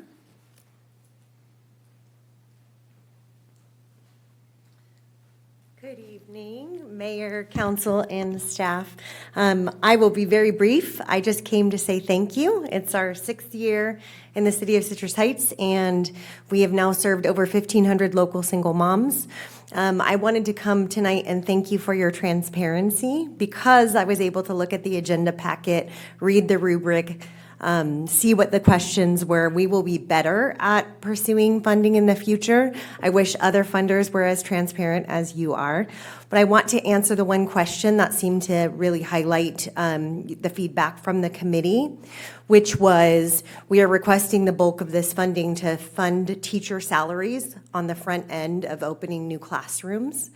How will we continue to pay those salaries after this funding expires? And it's the same way every time you funded our seed funding for a classroom to open. By the time we enroll a few students, the teacher salaries are paid. So our preschool childcare costs are 30 to 40% lower than the average regionally, and we can still keep the doors open and pay for whatever we need with just the seed funding to get started. So thank you for your consideration and continued support. Thank you. Keep up the good work. Thank you. Next public comment is Ed Kazmarek.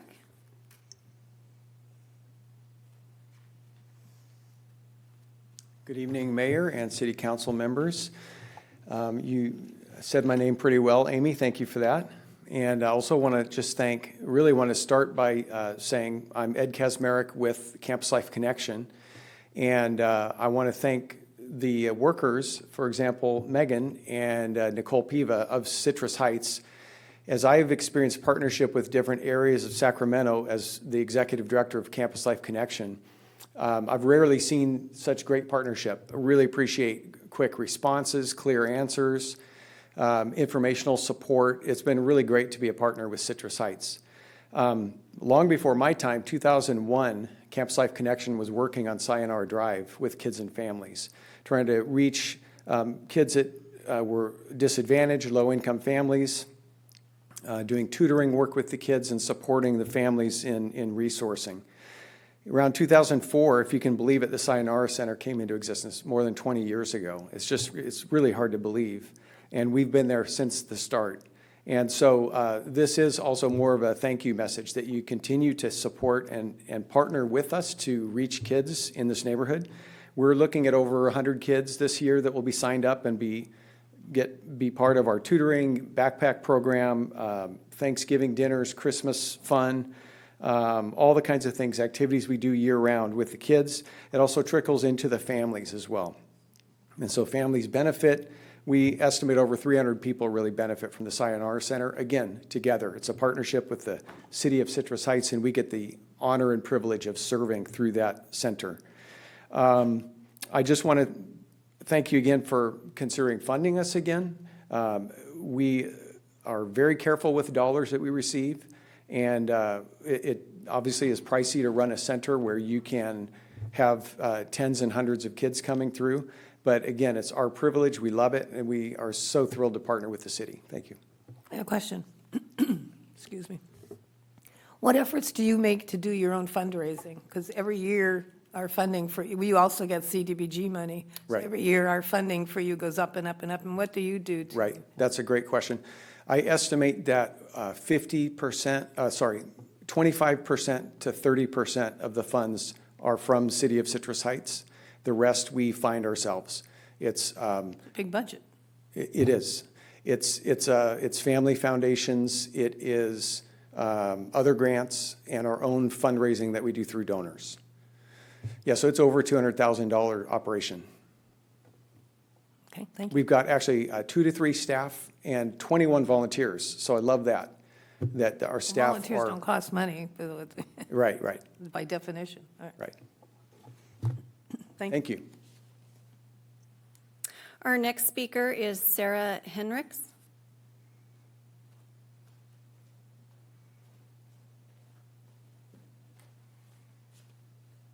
Good evening, Mayor and City Council members.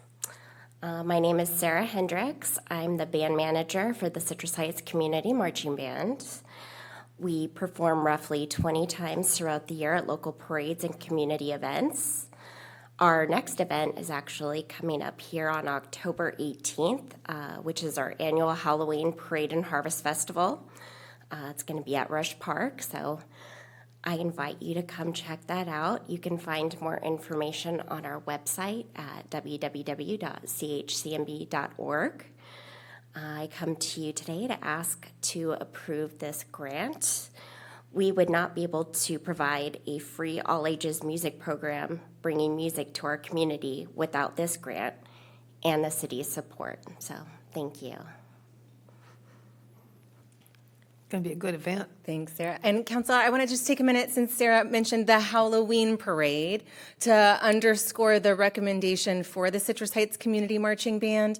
The request was for $20,000. 10 of that was for band programming, materials, and supplies, and 10 of it was estimated road closure costs for the Halloween parade. Rather than utilizing the grant to fund this, and given that the parade route has changed over time, we instead structured this as a $10,000 grant with in-kind sponsorship for traffic control for the parade. So the city will be a sponsor, and know that that is included in this bundle. I want to add something. Last year, because I was mayor last year, and as I got to ride down the street, I thought, wouldn't it be nice if all the houses along the parade route competed for best decorations of their front lawns? So this year, the band, Bill is giving a first prize of a television for the best decorated property as we drive along the route. So if you are walking the route and you want to have input as to, I'm sure the neighbors are going to just try to outdo each other. I can't wait to see it. So it's going to be a good event. The next speaker is Deepak. And I'll have to pronounce your last name, sorry.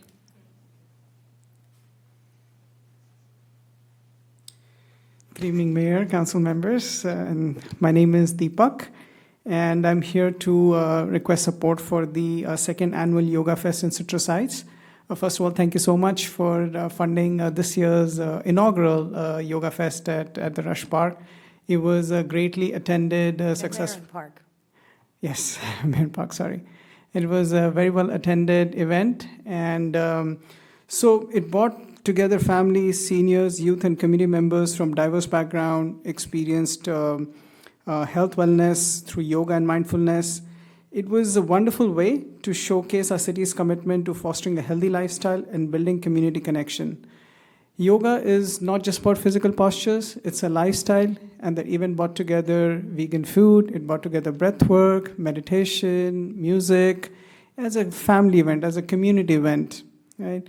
So supporting the grant for the second year, it means, investing in public health and wellness, encouraging residents to adopt simple, low-cost practices, community building, providing a free, inclusive event, and city pride and visibility, putting Citrus Heights on the map as a city that values health, diversity, and community engagement. So with your support, we can grow this event even more, right, from the inaugural event, and help the residents with mental health and wellness. So thank you so much for your consideration for a second year in a row, and we look forward to bringing events like this. Do you want to speak to the other International Association for Human Values, that project? Yes, so Amit is going to be talking on that. Oh, Amit's going to do that? Okay. Oh, thank you. Thank you. We love the Yoga Fest. Yes, thank you so much for your support. The next speaker is Amit Verma?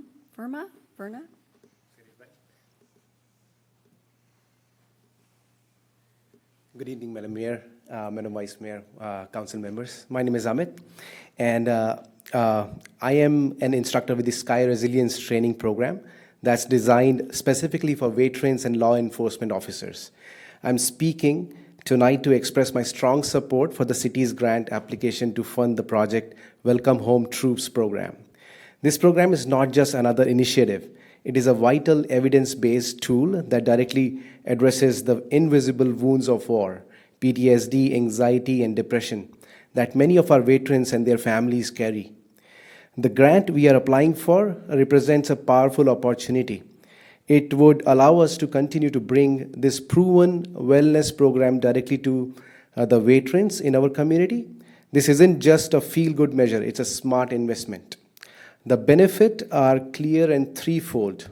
For the first one, for our veterans, it provides them with practical, easy-to-use techniques to measure stress, improve sleep, and regain a sense of calm and control, significantly improving their quality of life and easing their transition back into civilian life. For the second, their families. When a veteran heals, their entire family benefits.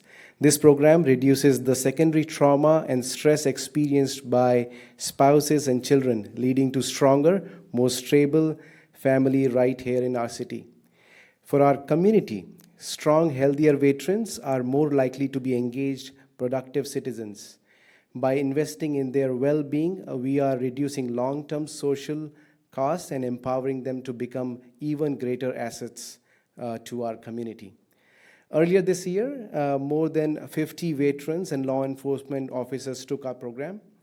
They experienced continued benefits from the Sky training that they learned during the program. We have support letters from Commander, American Legion, Citrus Heights Vet Center, and other veterans in the area. We hope to continue serving our veteran community and those who serve us. Thank you for your time and your consideration for this important opportunity for our veterans. Thank you. And Mayor, that we just have one more speaker card. They couldn't be here tonight, so it is a brief video. It's, pardon me? Hello, Mayor and council members. Oh. Citrus Heights Art sincerely appreciates your support of us and the proposed grant. We are entering our third annual Art Beat, and it will be held at Rush Park, smack dab in the middle of the Arts District, CH40. We look forward to seeing you there. So that was our last public comment from Gigi Rayford. Okay.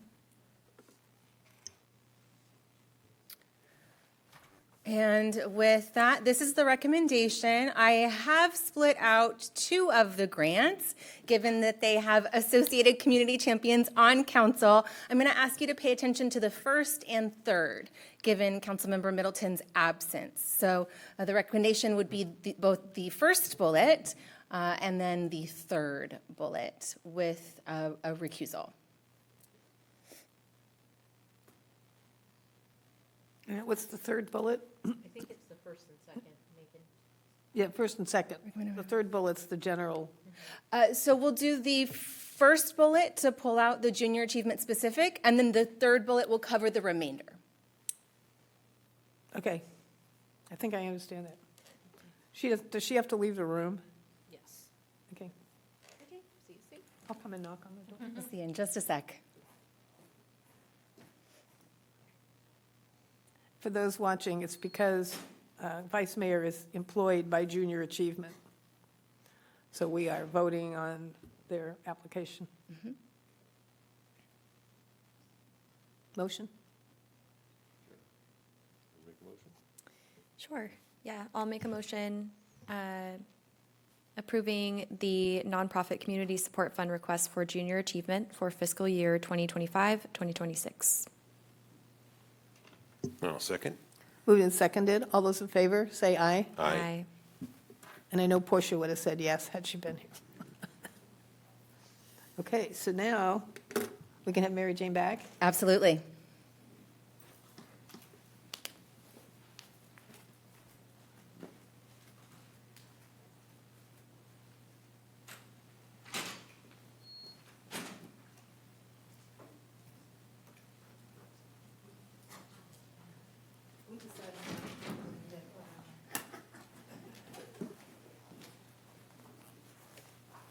Actually, a good little project.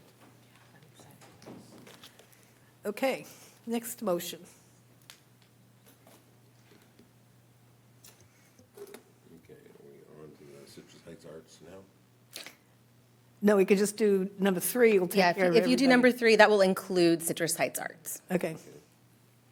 I move a resolution, City Oh, Council. Councilmember Schaefer, could you just? Yes, thank you. Microphone, thank you.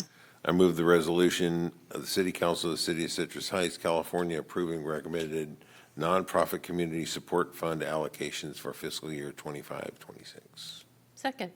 Moved and seconded. All those in favor, say aye. Aye. That's it. I just want to thank all the nonprofits that applied for these funds, for the good they do in our community. I mean, it's just, you can see the varied amounts of services provided, you know, from health and health to child to Sayonara Center, and it's just marching band. It's just a wonderful community that we have, that we support. We're happy to do it. Okay, there's one more item, at least on our agenda. The next item is regular calendar, item number 13. The subject is designation of voting delegate and alternates for the League of California Cities Annual Conference. And the recommendation is to make a motion to designate a voting delegate and up to 2 alternates to participate at the annual business meeting on October 10th, 2025 during the Cal Cities Annual Conference. Do we have to do that today, or can we wait till Portia gets back? The deadline to report the delegates to the league is September 24th, which is the same day as our city council meeting. I don't know if they have a hard deadline of 5 p.m. that day, but that's why we did it tonight. You were delegate last year. Mayor, I think by tradition, we should have the newest and youngest council member be our delegate, just like Amen. I was last nominate year. Kelsey Nelson. I second that nomination. She hated doing it last year. She had to sit there all day. I figured. You might have to check your airplane ticket, see when you're supposed. That's funny. I didn't know about that tradition, but I happily accept. But as in the staff report, there's no resolutions that sometimes they have a real good resolution that you get to vote on, but there are no resolutions unless somebody comes up with one at the meeting. Gotcha. Okay. So, all right, I'll second Kelsey Nelson. Yeah. Do we need a staff report? Well, so I've heard that there was a motion to nominate Kelsey as the voting delegate. Was there an interest to appoint any alternates? Well, I think we should nominate Mary Jane since she's the exiting last year's delegate. So Because I second. the council can appoint up to two alternates. I'll accept as the backup. And see, now next year, she'll be the backup. And if we have a new council member, they'll, Maybe. maybe. All right. So we need to do another one as well? It's an unsung thank you, is what it is. So, Yeah, right, So so if we the, have- if the, if the motion is to make those appointments. Yes, with Kelsey and Councilmember- alternate Mary Jane. Okay, I think And- that's all we need, Tim. Don't push it. okay. So we will notify the league if that's the desire and the consensus of the. And if city Portia wants to be an alternate, if she expresses a desire, we can throw her in there as an There was alternate. an issue, is she still serving on the She's not on the board anymore, I don't Oh, think, okay. Yeah. Yeah, she couldn't do it. but if she wants to, Okay. Okay, we don't mind. okay. So that's Okay. the direction of the city council. And it's the direction of the council. Okay. Okay, next item. Next item is department reports, and there are none. Next item is city manager items. Well, good evening, Madam Mayor, members of the council. Ash Feeney, your city manager. I do have a few updates. First, I want to recognize tomorrow, September 11th. The Sylvan Cemetery is holding a ceremony in honor of all those that lost their lives on that terrible day. And that will be starting at 8:15. It's a very brief ceremony. It goes, I believe, from 8:15 to 8:45. And that is at 7401 Auburn Boulevard at Sylvan Cemetery. Next slide, please. Battle of the Bands is coming up. That will be this Saturday, and that's a benefit for the American Legion. City of Citrus Heights is a sponsor. I know we also have a couple of our council members that have been sponsors of that event as well. Music, food, beverages, fun. Hopefully we'll see people there, and I think it starts at 11 a.m. till 3 p.m. We have this on our website. It's also on the American Legion's site as well. If you'd like to purchase tickets, it should be a great time for a great cause.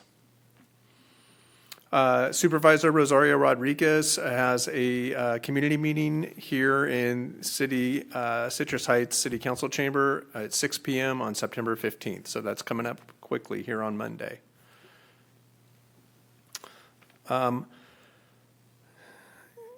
So we have an exciting event that's coming up on Friday, September 19th. And this is one that our team has put a ton of work into, and it's an inaugural event, and it's going to be an excellent time. Our team member that really spearheaded this event and has organized it, Jessica Andrews, unfortunately, we learned that she passed away last night. And so that was some very sad news here in City Hall, but I think the best way we can honor her, and I know no matter what, she would want this. She wants the community to turn out in an event that she put so much effort into and cares so much about. She's done so much for this community, from some of the fantastic times we've had at Stars and Stripes to all the events we've had at the community center, the event center, that she really helped, kind of bring that pulse back to. We're going to miss her on a lot of different levels, but if the community can turn out for this wonderful event, Citrus Nights, it's going to be all about bands, good times, good beverages. We're going to have the Chamber's going to have a wine and beer garden there, so there'd be nothing more that she'd want for people to come out and enjoy that event and celebrate her also and celebrate her good work. So that will be Friday, September 19th from 6 to 9 p.m. at Van Maren Dancing, Park. right? We dance. Absolutely, dancing, lots of good times. So very excited about that event, but a sad, somber day with the loss of a valued team member in Jessica Andrews. She's a very special person. I would love to go, but I'll be in Cincinnati. All right, well, So- we'll make sure that we're having a good time there, and we know you'll be there in I'll spirit. drink your wine for you. Thank you. Appreciate that. That concludes my updates. Are there any future items for council members? Anything, anybody want anything? Okay. I'd like to adjourn our meeting in honor of Jessica Andrews.